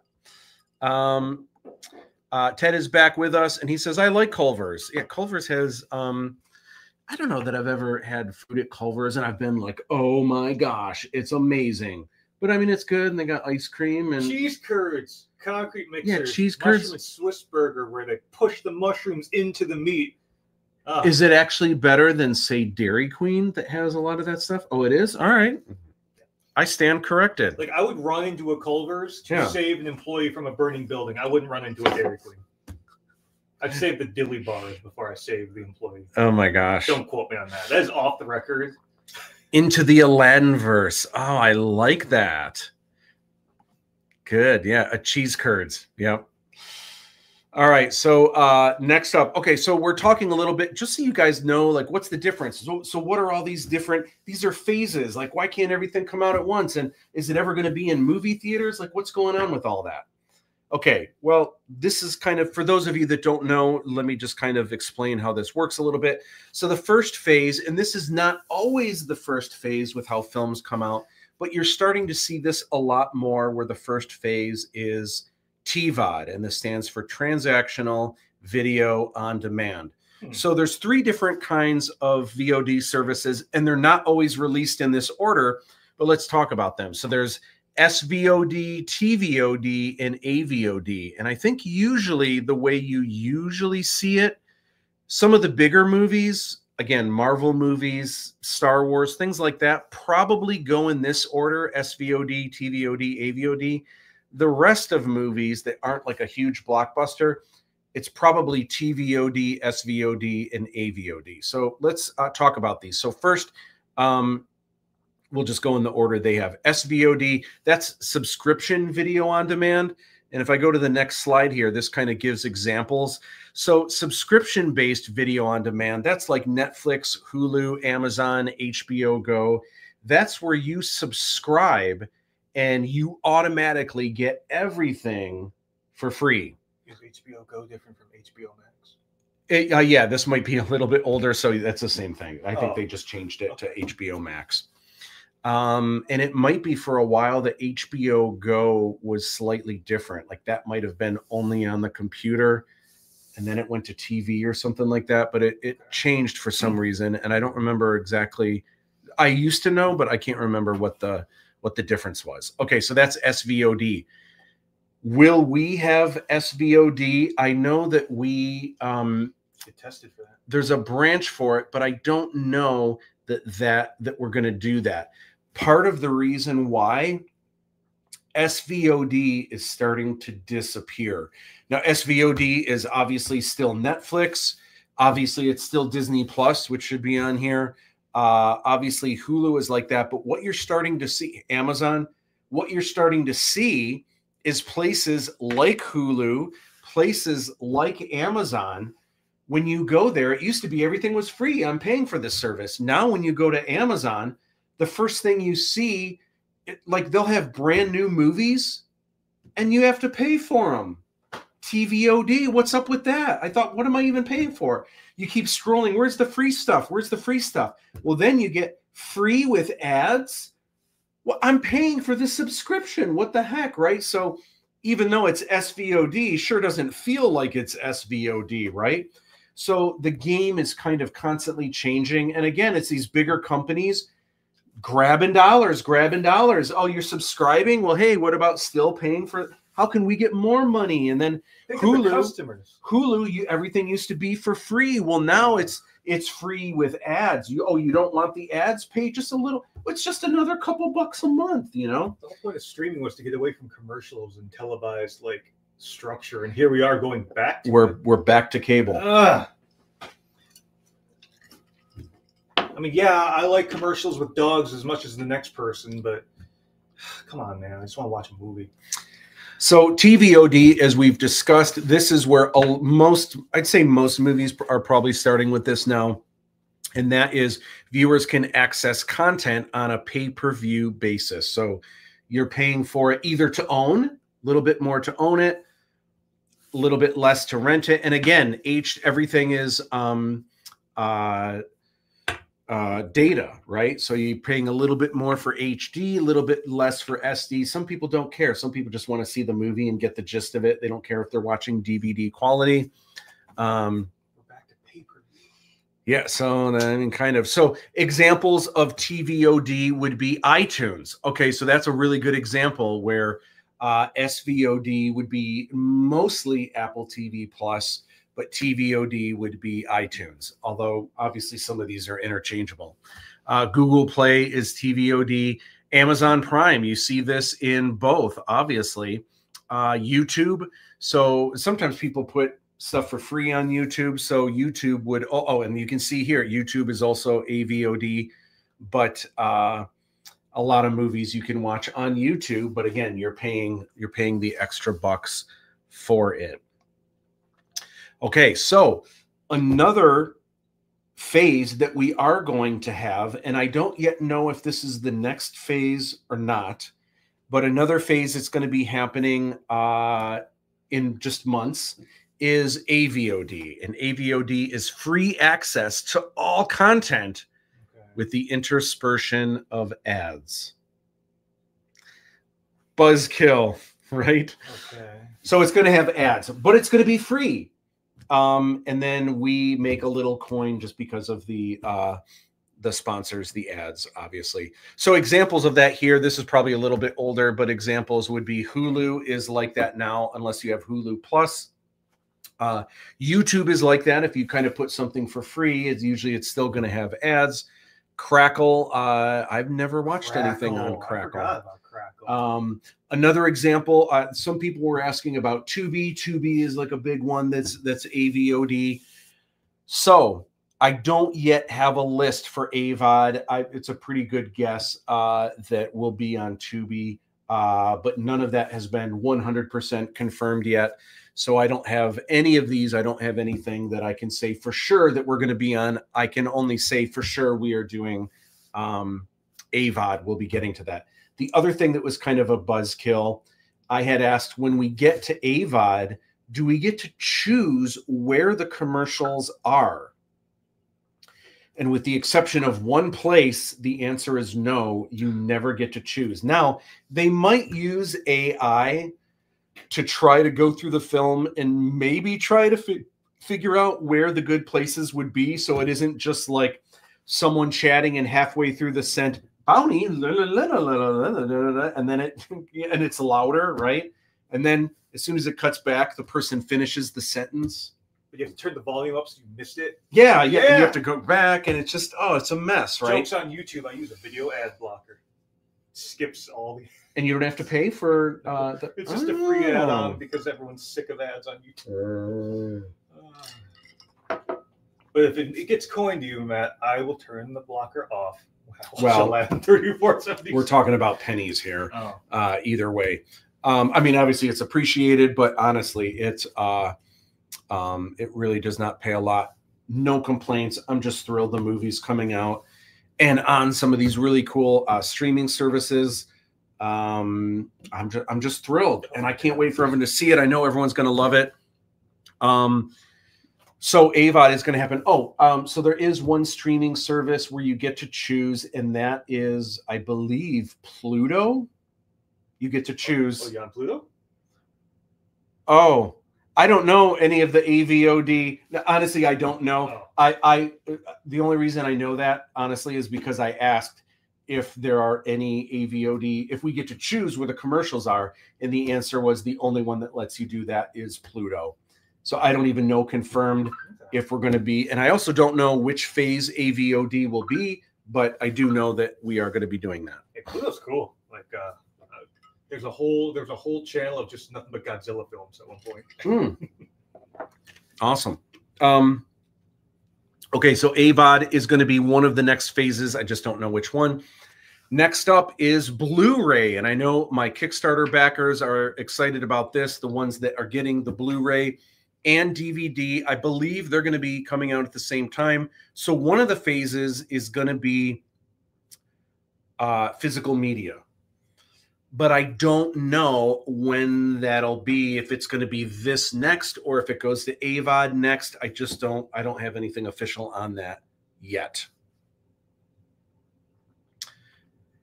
Next, people are wondering, movie premiere, like, are we, like, here in Michigan, are we going to get to see it? And like, oh my gosh, so it's premiering on streaming? What about movies? What about movies? Well, things are a little bit different. It's a changing landscape, and it's not that we aren't going to do it. We are, but I don't yet know when it is going to happen, but it's just not the way it's going to happen. First, I know it seems like a bummer, but the changing landscape is strike when the iron's hot. Streaming is the way to do it. That way people can see it around the world, and it is it's easier access for everyone. It's, even though it's not a lot of money, it's more money, it's more eyeballs. It's just how things are going today. And I know a lot of the bigger films, obviously, like the Marvel movies, Star Wars, everything else, of course, they come out first on streaming, or I'm sorry, in the theaters. A lot of movies now, they're doing both. Like, you can see it in the movies. Also, at the same time, you can rent it for whatever, for maybe a ticket price. So it's like $24.99 or something like that. But you can watch it from the comfort of your home. A lot of people take advantage of that.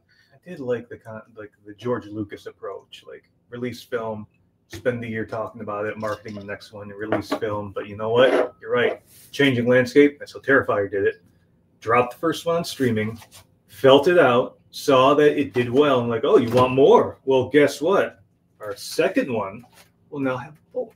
And okay, they just kind of gauged the reception, and I feel like if it blows up, I mean, not a problem doing both. Right? Yeah. Well, we'll see. We'll see what happens. It's yeah, so it's going to happen. I just don't know when. I don't have details, but we are going to have. I'm having conversations with Imagine Theaters, Paul Glantz, the owner, but I just don't have deets yet. But something is going to happen. Don't know when. But the only thing I can say is January 3rd, baby. That is where the focus is. This is when the film comes out. This is, for those of you that can see it, this is the way to do it. Oh my gosh. Very exciting. All right, Duncan Irvine, huge congrats, Matt. Can't wait to add your movie to my January watch list. Woohoo! Yeah. Awesome. Thank you. Cannot wait. Yep. With Prime, it's extra for ad-free now. I know, it's bananas. It's crazy how they're doing that. and they're just like, it's not very cash money of them. And it's just like Amazon is already doing so well in every angle. Like, why are they like, I know it's good business to just keep scrimping, but like, I could expect that. Yeah. Amazon also, if I'm not mistaken, and I don't want to say, listen, however you guys want to watch the movie, I just want everyone to see it. No judgment any way that you watch it, but Amazon probably pays the worst. Like, we're talking honestly, like at the end of all of this, if you watch the film in its entirety on Amazon, I think I get 3 cents is what I get. But if 100 million people watch it, that's fair. That's $3 million, right? Microtransaction. Anyway, I don't know. Awesome Insect says, release it on VHS. You know, I'm curious about that. I haven't asked yet, but is there a resurgence of, I know there is for some people. It's kind of, you know, some people collect vinyl. I think some people like the packaging, and there's something about it. It's so old school, and like kids that grow up today, even if they didn't grow up with VHS, they go to their grandparents and like, look at this, and they pull the video cassette out, and like, it's so funny. Well, but I think some people really look at Sildor's vinyls. Like, each one has a very distinct, like, the way it's made. These are collected. They look the colors amazing. And stuff. Each one's great. Now, if you made like a metallic gold VHS. That'd be different. That would be interesting. And Onyx the Fortuitous, whoever won at my bachelor party, whoever won his VHS cassette, it's slime green. It's bright green. Is it? Mm-hmm. Eric has that one. I wonder if it is slime green. Yeah, I think it is bright green on the inside, which is kind of cool. There might be a market for it. I just don't know anyone who actually has a VHS player. I think that's something down the road. Like, once we get more of an audience, it would be good to do that. I'm surprised they almost didn't want to go Blu-ray, but I was like, listen, I got Kickstarter backers. We got to go Blu-ray. They said, strangely, for physical media, and most people don't do physical. Everyone watches stuff streaming these days. They said, strangely, if people are getting physical media, now you might, an argument might be something like a Star Wars movie or a Marvel movie where people want to spend a little bit more to get like the Blu-ray steelbox and stuff like that. But for most of the world, for some reason, people today are spending more dollars on DVD than Blu-ray. Makes no sense to me, but that's what they said. So they were all about DVD like that. I didn't even have to ask for it. They were like, absolutely DVD. They weren't sure about Blu-ray. And I was like, we really need to do it. And that was one of the negotiating things. And they were like, yeah, we're cool. You can fit more on a DVD. You can pause it. You can like bring up the settings while it's playing on a DVD. Oh, you can't do that on a Blu-ray? DVD. Oh, I thought Blu-ray has more. Did I say DVD? I meant Blu-ray. Yeah. Blu-ray. Yeah. You can do all that on Blu-ray. It's higher. It's HD on Blu-ray. It's like, it's so crisp. It's like you're actually there with the people on Blu-ray. Yeah. Premise Land says Laserdisc. Man, I don't even know anyone who has a Laserdisc player. Christy says, just tuning in, so I missed it. I saw you said Paul Glantz and Imagine premiere. All of that is being talked out. So at some point it's going to happen. I just don't know when. It'll be one of the phases. But it's beginning with the streaming services, the TVOD, at some point, physical media, at some point AVOD, and at some point a theatrical release. What the order is for all of these, I don't have, and I'm being completely honest, I don't have official information on any of it, just what is happening for January 3rd. All right, so now what? Well, now what is we push for obviously the pre-order for Apple products on December 20th.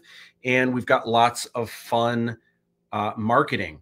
Already there is a bunch. I've been so behind just trying to catch up with everyone and do all the things, but there's a lot of really cool press, including this one from Filmophilia.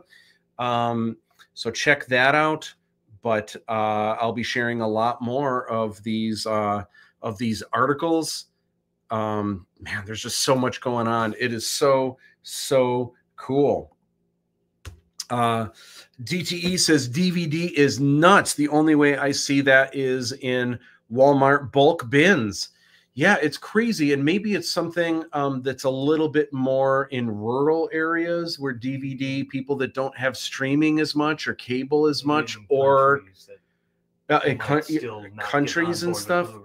Yeah, and maybe people that aren't really into the internet and things like that. So, but also people that collect and like physical media. There's a lot of movies. I was reading an article about this the other day where it had a list of movies that at the moment the article was released, you cannot stream the movie anywhere. You can't rent it anywhere. It's not on any of the streaming services. It's just unavailable at the moment for any number of reasons. One of them is Dogma, Kevin Smith's Dogma. I think it's finally back, but I think there was a period of 10 years where unless you had a DVD and maybe it came out on Blu-ray, but for 10 years, there was no way to watch the film. So it was a crazy list. Well, I started reading through the comments and everyone was like, that's why I still have physical media for any movie that I love. I always buy the Blu-ray because I don't ever want to be to a point where suddenly Netflix takes it down and now you can't find it anywhere. So a lot of people all the pirate movies, they're rated R. Christy says, oh, okay, cool. So Christy, definitely a lot of good juice. You'll have to, once this is done, it'll stream up. But if it's too late tonight, tomorrow, definitely check it out. We listed all of the countries and some really, really neato torpedo information that I think you will dig. Real quick, let's do a quick segue to Star Wars. But first, I need to replenish just a little bit here. James, are you good, or you want some more? You want a Canada Dry? You want a ginger ale? Yeah, I can grab one of those. Thank you. So segueing real quick into Star Wars, man, what a year for me. And I'm just so grateful. I've been on pins and needles this whole year.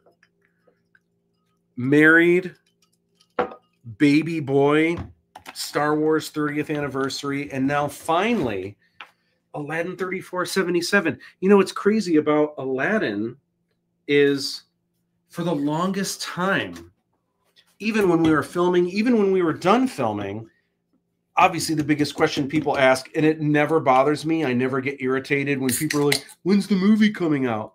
I never get irritated. I'm just thankful people are interested and they want to know when the movie's coming out. What I feel bad is every time I've been asked, I always say soon. And I don't say that like when we were done filming and I said it's coming out soon. It ended up being 6 years later. It's not that I thought it, and I had no idea it was going to be. I really thought it was coming out soon, but soon is relative. And I thought, like, I don't know, 6 months. It just seemed like there was so much to do. But I was like, man, it maybe like 6 months from now. And then 6 months passes, and it's like, man, there's other things I need to. Okay, but 6 months from now seems doable. And it just kept getting. And so I feel bad for all these years. People keep asking, because I keep saying soon, and I'm like, well, hey, when's the movie coming out? Soon. That's what you said last time. I'm like, no, but I mean, it really should be soon. Finally, now that people are asking, there's a concrete date, and I know it's next year, but it's less than 6 weeks away. So it feels so good having a concrete date. So for the first time in my life, when I say it's coming out soon, no, for real, less than 6 weeks. Oh my gosh. I mean, Matt, I'm glad you have an actual date, so I don't feel bad talking about this now. But do you remember when I met you in February 2014 and you told me the estimated time it was going to take to shoot your movie?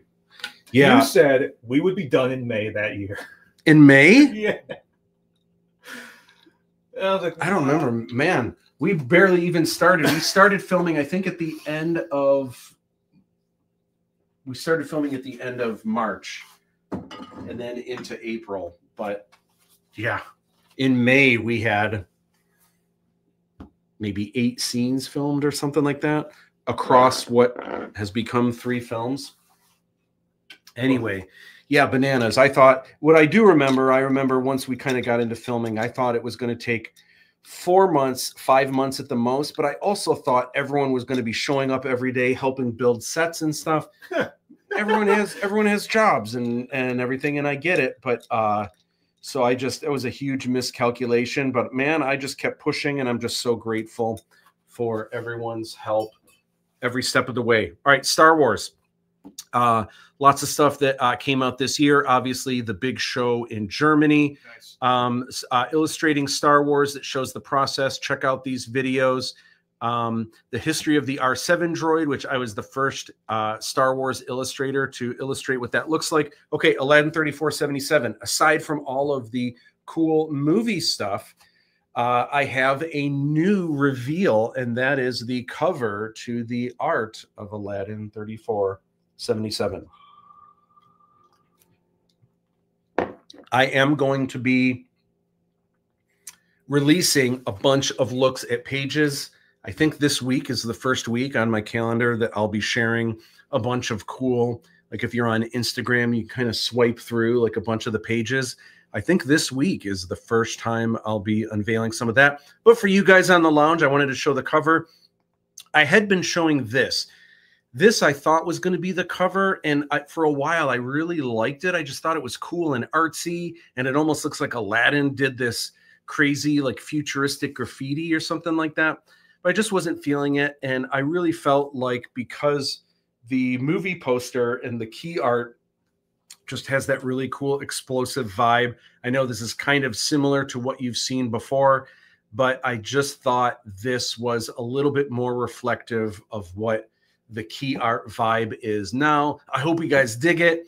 This is the art of Aladdin 3477, the Jinn of Wisdom. It's a hardcover art book. It's got a dust jacket. It's got all kinds of bells and whistles. It's a really, really nice book. It is printing now as we speak in Europe, yeah. And I think they're shipping it in early December. When it arrives here, I don't know, because it's on a boat and everything, but that'll be here soon. So cannot wait for that. I am so proud of this book. It's my 7th art book to date, and I am I'm most proud of it. It's just a really, really cool look inside my my head. Okay, cool. From Christy. Christy, by the way, we need to get you on the live stream. I'll message you about it, but maybe a little bit later in December, maybe, or perhaps early January when the film comes out, something like that. We'll find a cool date that I will message you about to get you on. So Premise Land, I am returned. Awesome. I'm so glad you're hanging out with us, Ted. Appreciate the support always. Awesome Attack. I feel like that's how creative work goes a lot of times. It always takes way longer than you anticipate in your head, but it's still worth it. And that's the thing, absolutely, where, gosh, you just have to keep trucking, and it's really, really worth the long wait. And it's especially hard today for artists, I think, in this world of social media where you can do a drawing in 15 minutes and then you can just throw it up online, and instantly people around the world can give you thumbs up and hearts and say, wow, that's a really cool sketch. There's like instant gratification. So to have this giant 3-film project that has taken years and years and years and years and years and years, and to try to find the perfect way to just release little bits of it, micro content to kind of get people excited, yet January 3rd, we've got the first of 3 films. The first enchilada is going to explode onto your screens, and it feels so good. I'm just so glad that I'm so glad that I waited and I didn't rush it, and that it's taken. Listen, no one has been like, oh my gosh, this is taking forever. No one has felt that way more than I have, but I'm just so glad that people are supportive, and Terry always did tell me, have been waiting. However long you think it's going to take, times it by 3. for filmmaking. Yeah. Oh yeah. I've heard that. I've heard that too. That's a really good. Although for us, it would be times 12. I was gonna gloss over that. I thought it was 4 or 5 months at the most. It was almost to the day 5 years, and that's just filming. Obviously, it took a lot longer to get to where we are today. You were one-man armying a lot of that stuff too, so, like a boss. Yeah, a cover looks great. Thank you, DTE. You know, and also a lot of it, and a lot of people are already asking, when does the second and third one come out? I don't know yet, and it's not going to be, you know, a month later, and I don't know that it's even going to be a year later. But I can tell you, there's a lot of things that I've learned this time. I mean, we spent a year just doing the song and dance, trying to find who the distributor was. So that was a whole learning curve. Where now, I have not signed a deal with Buffalo 8. I'm really happy with them so far. So I'm thinking I'll probably go with them. But even if I didn't, I do know the process. I know I would work with Glenn right away to kind of get that happening. And oh my gosh, once we signed with Glenn at when we were in LA at the AFM, things happened so much quicker. I wish I would have done that ahead of time, but I needed to know. I needed to go through all that time and energy of sending out 300 packages to all those different companies when I should have just gone with Glenn from the beginning. But I needed to know, and now I know for sure I made the right decision. Oh, I keep saying it wrong. January, baby. All right. You guys got to keep reminding me of that, because that is that's the way to go. Try adding a decade or two for me, not Aladdin. Yeah. It's oh yeah, for your books, and we're going to talk about those. Yeah. That's a huge, huge project. Okay. So speaking of books, the full audiobook of the official collector's edition, you can check that out on YouTube. I got a couple more executive producer screenings. I also have a couple local press that I'm going to be inviting out to check out the film here, which is cool. And then there's obviously screeners for some of the bigger people that do reviews at Rotten Tomatoes and all of the things. Okay. In the meantime, I have some good news. So Fidji, for the longest time, ever since we finished filming, Fidji, his eyes have been out. So Fidji has had no life. He just, you know, his eyes don't light up. Well, the way that we made Fidji, it was really complicated because the way there was no switch. There was a switch that was on and off, but to change the batteries, you had to take off the head, and it was so difficult to get the head back on, but also to open up the head to do the brain surgery. The way that the where the battery pack was, it was just a really, really hard to get to. There was no place to have it where it wasn't visible on the outside, but there was no easy way to get in and reach to switch the batteries. So usually, in fact, it always happened anytime the batteries ran out. It was in the middle of filming, and this happened, I think, 3 times. And Clayton Celesto was always on it. It always took a couple hours. So everyone, you know, was on set and like waiting to film. But it was incredibly, incredibly hard to do. This happened, I think, 3 times during filming. So anyway, so his eyes have been out for the longest time. And, you know, we've got this guerrilla marketing. We want to do like some stunt, publicity stunt things, but it would be great to have Fidji, you know, because his eyes don't light up. So this weekend was awesome. My buddy Trevor Sutherland came out a couple different days, and guess what?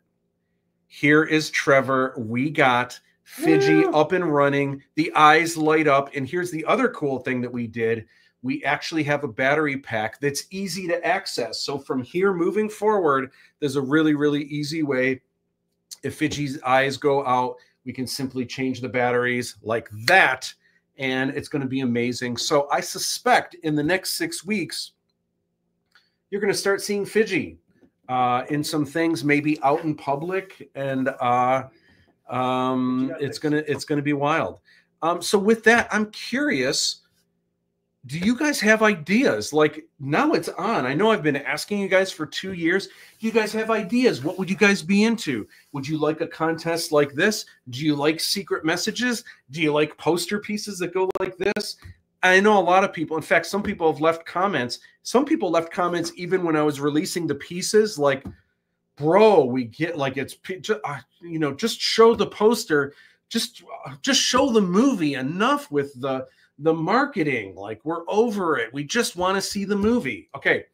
But now that you know the movie's coming out January 3rd, in the meantime, what would make you excited? What would be something cool to see? Do you have ideas for contests? Do you have ideas for publicity stunts? There are some things that are being talked about, but I'm curious if you guys have ideas. What would y'all like to see? What would be interesting? Where would you like to see Fidgy in person? Do you want to see the actors dressed up, interacting with people? Do you want to see, there's a couple things Buffalo 8 was suggesting. One was a viral TikTok dance where it's a mini, like really short, like maybe a 7 or 8 second dance. Everyone has to learn it. They were suggesting, obviously, maybe this isn't obvious. Maybe you don't know. Our films, the Aladdin films, are not a musical. It does not have the Disney songs in them, but there was a music video that came out during the time the Kickstarter was out. It was a video for One Jump Ahead, and there was a newer kind of like punk rock version of One Jump Ahead. It's great. And the music video is awesome. If you haven't seen it on YouTube, look up One Jump Ahead, Aladdin 3477. It's a lot of fun. I think they were saying, and I haven't had a chance to look, but they were saying a timestamp from this point to this point, having a viral dance where everyone does the same dance. I don't know. Like, it doesn't make a lot of sense to me, but I know for the film RRR, that was a huge thing where people just went nuts over this viral dance before the movie even came out. So I'm curious. RRR was great. Oh, RRR is amazing. If you guys haven't seen it, it's the most money-making Hindi movie of all time. It is a banger. It is so cool. It's like 3 hours, maybe even 3.5 hours long. It's worth it. When I showed James and Casey, also when I watched it, I didn't think I was going to watch. I knew I was going to watch all of it, but I didn't know I was going to watch all of it in one sitting. I was like 3.5 hours. And I think I might have even been like, I'm going to watch 45 minutes and then I'm going to go to bed. I watched the whole thing. I couldn't stop.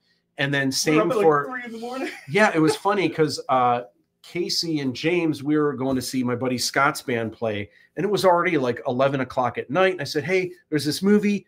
Will you please, like, because we were like kind of leaving. I think the band had just finished. And come over, just watch the first half hour. Trust me, just the first half hour, and then you guys can leave, go to bed, whatever.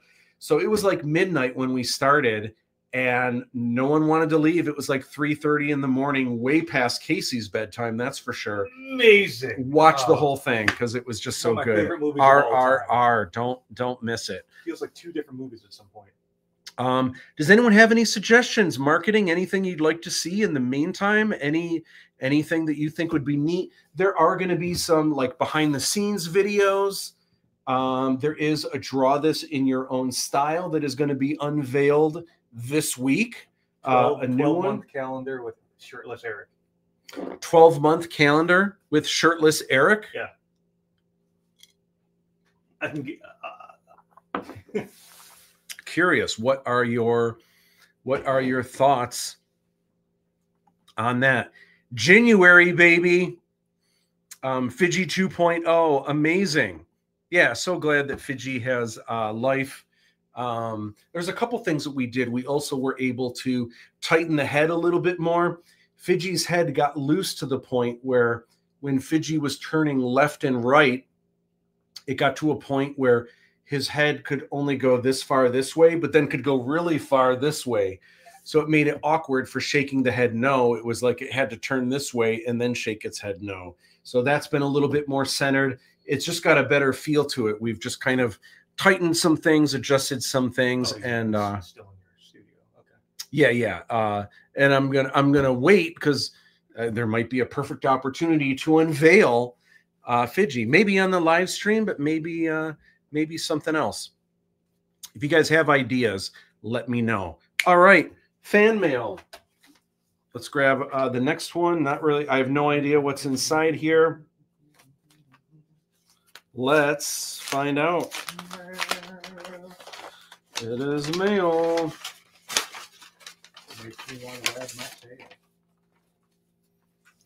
All right, we've got a letter. It looks like we have a self-addressed stamped envelope, and there are 2 blank cards. Man, you were not kidding. There is a common theme to the mail you get.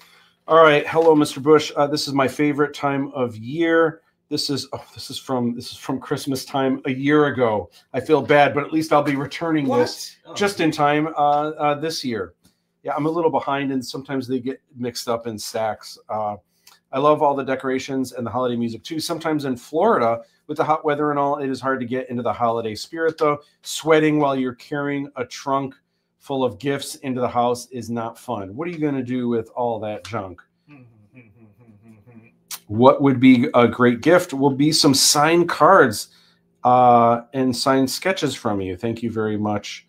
From Lisa.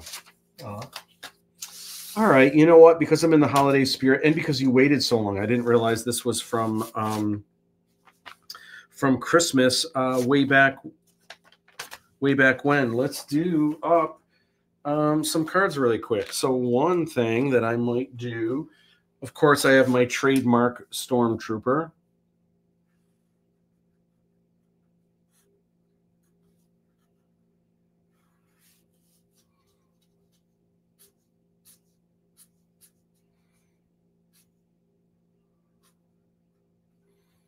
I can hear Bo upset. He's not very happy at the moment. Oh.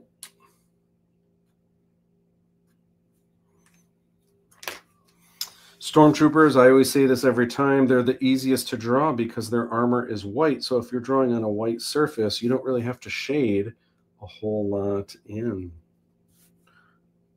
There's a Sith trooper that has red armor with black accents. It's pretty cool. On what? Like, what's it from?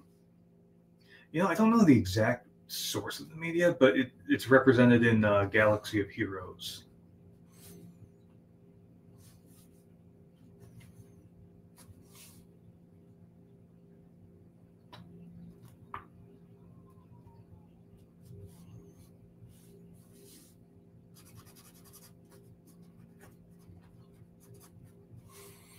All right, and I'll do 20, 24.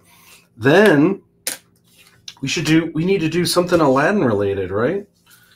Either Lamp with the logo or the Sky Sail. Oh, you know what? Fidgy, duh. Okay. Let's see. I like to assume the steel box for the Blu-ray for the collector's edition could be a Sky Sail.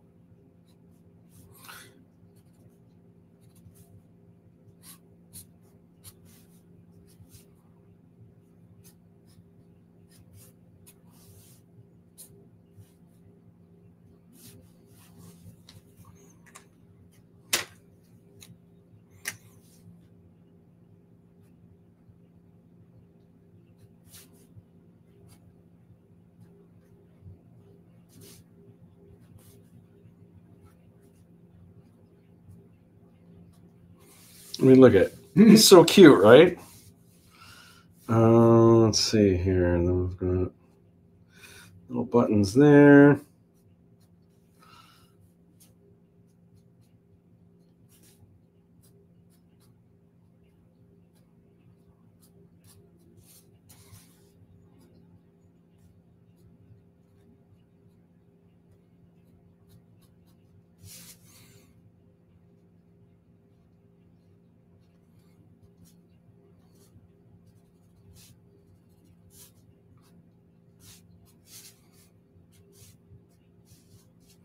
So what do you guys think? Any ideas? Is there like a contest? What about like, you know, some people were saying, I was chatting with people at Buffalo 8 and they said, what about contests for artwork, original artwork from the film, sketches? What about props? And I have like cool stuff like robots that I would donate as a contest. But I don't know that people want that stuff.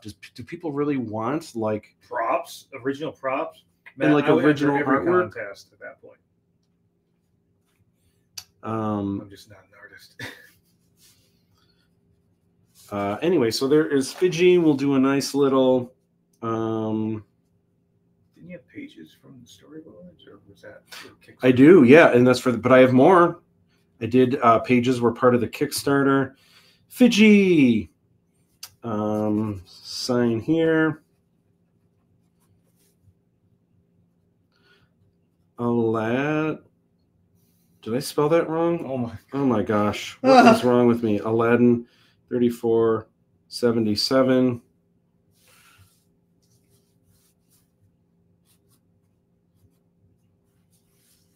Woohoo! There we go. These are going off in the mail. I'll throw some signed cards and some stickers in there. So that'll be fun. Sorry this has taken a year, but guess what? It'll be your favorite time of year again. All right. Next up, I got something that I think will be fun. Oh, people might be leaving comments. Good night, Matt and James. Good night, Brittany. Thank you so much for hanging out with us. Hey, Brian. Hi, Matt Bush and Live Stream Lounge. What is up, Brian? Fiji is my spirit droid. Brian is the first person. Do you know Brian Titus? It sounds very familiar. He does a lot of the horror film roulettes, and I think he did the comedy one and stuff. Great guy. He was the first person to ever do Aladdin 3477 fan art. And he did a drawing of Fiji. The crazy thing was, this is fan art before we even started filming. So his fan art was an older version of Fiji before Fiji even looks like he looks now. I remember that. Remember that? Okay. It was so amazing. Like, Brian, that is just End Titus, a film from the Motion Picture Institute. But the Titus is okay. What got me. Fiji Friday fast food hop. Ooh. Tell me more. I like that idea. So real quick, when I was a boy, so I've got this thing that I do on the lounge, and it's just, I just think it's fun to kind of show stuff that I did when I was a kid, when I was little. It's not like I think my artwork was that great. Some people like to see it because it wasn't great, and maybe it inspires them like, hey, I started, with stick figures kind of like everyone else. This is something that I think you guys will get a kick out of today, because this is the second one, apparently. There's a first one somewhere, but I was a huge Indiana Jones fan, and I really dug choose your own adventure books. So I made my own Indiana Jones and the Wicked Waters. Look at this. It's a Paramount picture, a Lucasfilm Limited, a Steven Spielberg film. Starring Harrison Ford, Ki-Hugh Kwan, who just won an Oscar, Short Round from Goonies and Temple of Doom. Story by Matthew Bush. Are you ready for this? I think there's a lot of artwork. There's not a lot of reading. So I thought it would be fun to go through the adventure. Are you guys with me? Can we do this? I haven't looked through this. I think this will be fun. Okay. So, what? And it looks like someone's tapping Indiana Jones on the shoulder. That's right. Oh, Shorty, I missed you. Where you been? Oh, this must be a sequel to Temple of Doom. He says, I make my living catching and selling fish. James, is that racist? That's what I have Short Round doing? At the time, no, because it was different then, I guess. Okay, I love how I did this in cursive. Really, where are you headed, Indy? Well, I got a small boat. I'm out for an antique treasure in the ocean. Say, how'd you like to come? Well, sure you could. You can come with me in my boat and catch some fish. All right. Well, all right. Do you want to go now or tomorrow? It's getting dark. All right, James, do you want to go now? Go to page 3. Do you want to go tomorrow? Go to page 5. Going now. You're going now? Going all right. Now. Page 3. Watch we die right away. Probably. All right. There's no artwork on this page. You have decided finally. You say, "Oh heck, let's get it over with." Okay, Indy. Short Round says, "Where is your boat?" You reply, "Huh? Oh, over here." I spelled here the wrong way. Come on. You and Short Round head over to your 9-foot motorized boat. Ladies first, you say. Very funny, Shorty says. You both plop in the boat. You hear Short Round yawn. Hey, listen, Shorty, if you're tired, we can go tomorrow. No, I know tired. And now it's racist. That's how Short Round talks, though, right? Yeah. Oh my gosh. No, I know tired. You sure? I sure. Positive, positive. You know what that means? I know tired, Dr. Joe. Okay, I don't fall asleep. Okay, don't fall asleep on me, big guy. Okay, I won't, Indy. Okay, you reach into the supply box in the boat. Wait a minute. Where's my lantern? I didn't take it. I know. Well, Short Round, looks like you can get some sleep after all. You have to wait until morning. Now it says go to page 5. So we would have had to do that anyway. Wow. Hey, I was a little kid, okay? All right. So next up, you decide to wait until morning. Well, Short Round, let's hit the sack. Sweet dreams, Dr. Jones, Short Round says. See you in the morning. In the morning, you set off to sea. Look at this, Indiana Jones and Short Round. Oh, man, look at this. Left tunnel, right tunnel. Which tunnel? He's holding on to his hat. So is Indiana Jones. They're holding on to their hat. Oh, what am I doing? Hold on a second. Let me, Here we go. Here we go. Oh, my gosh. They're holding on to their hats because they're going so fast in this little speedboat. All right. Left tunnel, right tunnel. What'll it be, James? Left tunnel. Left tunnel is page 9. You decide to take the left tunnel. Oh, no, look at this.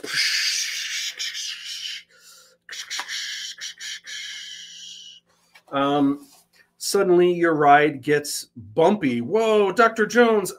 Sit down. You can't balance the boat. Oof. Indiana Jones. Hold on, Shorty. Suddenly, the water is calm. Go to page 6.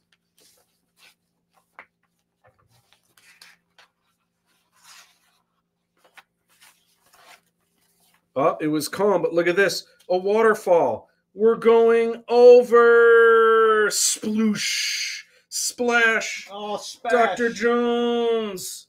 Go to page 11.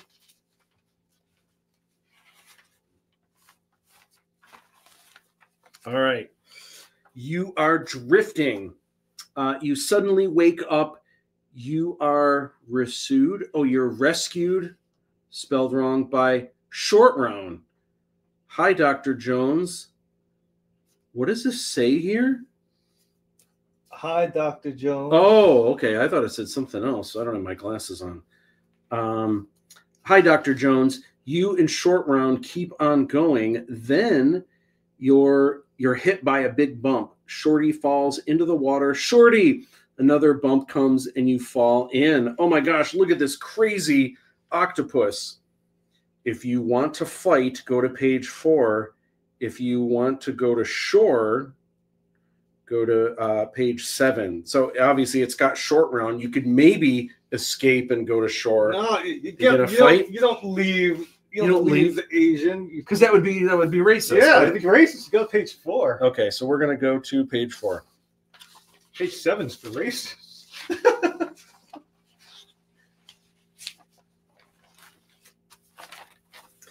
All right, let's see.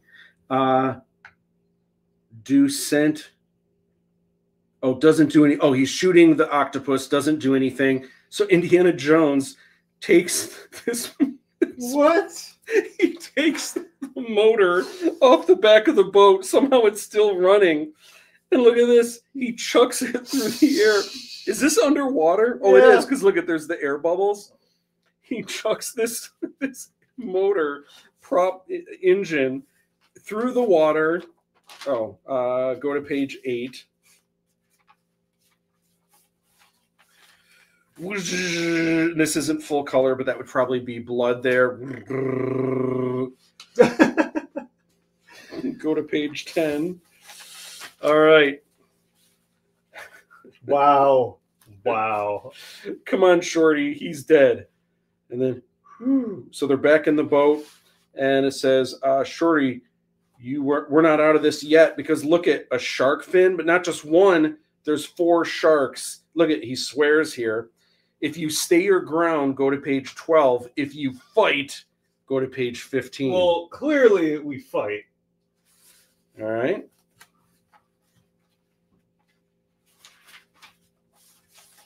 Dun, dun, dun, dun, dun, dun. So Indiana Jones cracks his whip. You can see these, they're right here. Whoop, whoop, whoop-ah. And it goes around the fin, yanks this shark out of the water. Oh, and then he shoots, because shooting in the water probably isn't going to do a whole lot. And then 1 down, 3 to go. And looks like Short Round's just waving at this one, or maybe he's supposed to be like, oh, he's got a little knife. Look at, oh, here's the knife attached to his pants. So Short Round takes a knife, throws it in his mouth. 2 down, 2 to go, apparently. A knife to the mouth. Go to page 13. I hope you guys are having as much fun as I am. I haven't looked at this. I don't even remember this from when I was a kid. Thanks, Dr. Jones. And then, whoosh. This one is swimming away. So, apparently shoots it anyway, even though it's swimming away. Blam, blam. Yay, got them all. Yahoo! Go to page 16. You bump into a rock. Oof, you bump into a rock, and you and Short Round fall in the water. Ha, ha, ha, ha, ha, ha, ha, ha, ha. The end. And look at this. Look how clever. The whip makes the shape of the end with a little snap at the end. Go to page 17. Indiana Jones and the Sartiso Idol. I think this might be the first one. So I did one of these. I'll have to dig that up and see if I can find it at some point. But that must be an ad for the first one. And then maybe, oh, this is just Indiana Jones and the Wicked Waters. Should I look for, is there any other way that they die? I'm just curious. Did you have them die at some point? What's this? Oh, this must have been going another way. This must have been the right tunnel. Looks like they get an idol. Oh, so we missed the idol. Anything else that we missed? We did all of that. Did we ever die a horrible death? Oh, yeah. Look at that. Oh, well, that's if you leave him. Yeah. Oh, if you tried to leave it, let's go of Short Round, and then it gets you. Sounds fair. What else? Anything else? Anything we missed? Anything the wrong ways? Oh, look at this. Oh, yeah, this was another. The end. Short Round, what are you doing here? I don't know, Dr. Jones. Eaten by a shark. It's great. I'm telling you, those Goosebumps, choose your own adventure, like, you die, like, half the time. Yeah. Anyway, that was fun for me. I hope it was fun for you guys.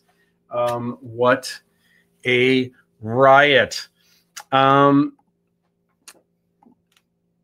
filmmaker mixers, I keep suggesting a name tag that says Whitney Houston for I'm Every Woman.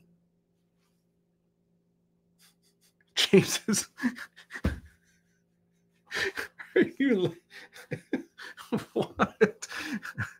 Oh my gosh. The Aladdin Shake. So would that be the name of the would that be the name of the dance, the Aladdin Shake? I can see that. That's not bad. I need to see what the timestamp was and see what the music was there and see if we can come up with something. James, we need can we have you do a little dance for me really quick? Because maybe we need you to choreograph something. So here, flip it on you. I'm gonna make you really uncomfortable. Oh wait, here, I'm just gonna do it this way. If I do this, all right. So I'm gonna give you the beat, and you have to give me the dance.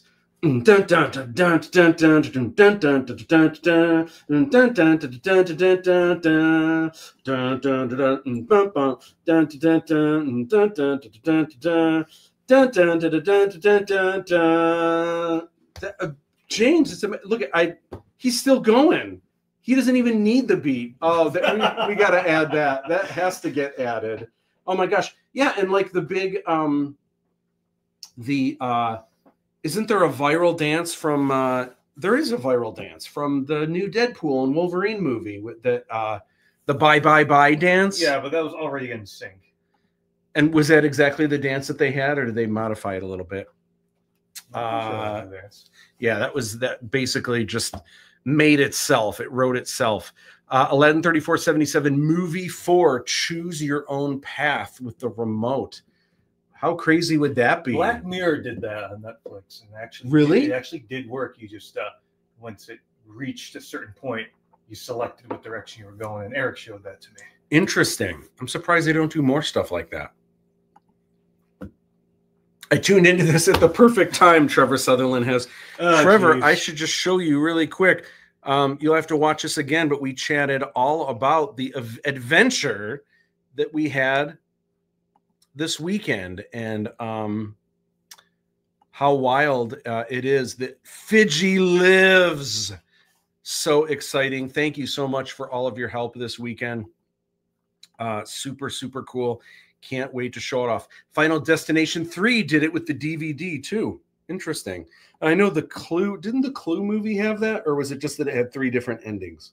I did not. It might have been it might have just been 3 different endings. But anyway, yeah, so that actually wraps up this this live stream lounge. You guys are amazing. Thank you so much for tuning in. So much to look forward to. I'm just ecstatic about it all. I have so much to be thankful for. Have a wonderful Thanksgiving this week. I don't know which day. I'm hoping for Tuesday. It just depends on how quick I can get everything together. There is a new Draw This in Your Own Style contest. Oh. And the character this time is Vexskanda. Vexskanda? Oh, Loshan Shyamalan. Loshan Shyamalan. So I'll have some really good reference images for this. It is a contest for prizes once again. And I'll have the full scoop. I'll have a video, and I'll have all of the, I'll have reference on Insta and Facebook, all the places. So be on the lookout for that.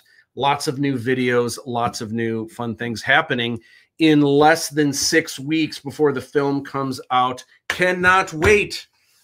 All right. Thank you, guys.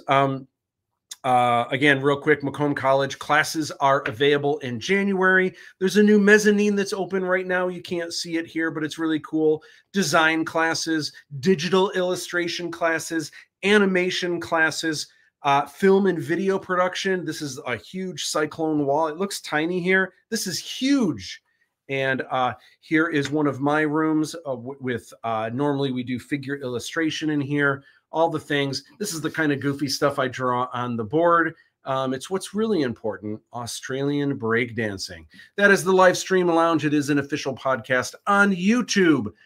Next time, we are going to be back next week, and all kinds of chocolatey goodness. I think Dave Todd is going to be our guest. He has a new book that is both on Kindle and available on Amazon, if I'm not mistaken. Yeah. We are going to be talking all about it. Plus, he was very instrumental in helping with Aladdin 3477.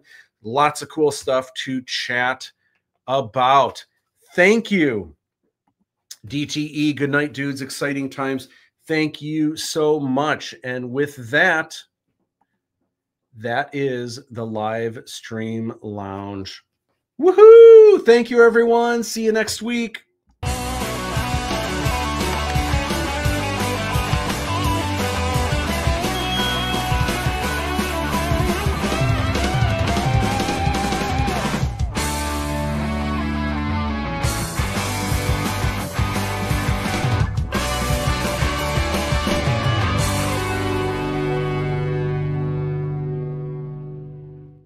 I don't do the sound effects enough. I have, you know what I should have done every time I said something super corny? I should have done this.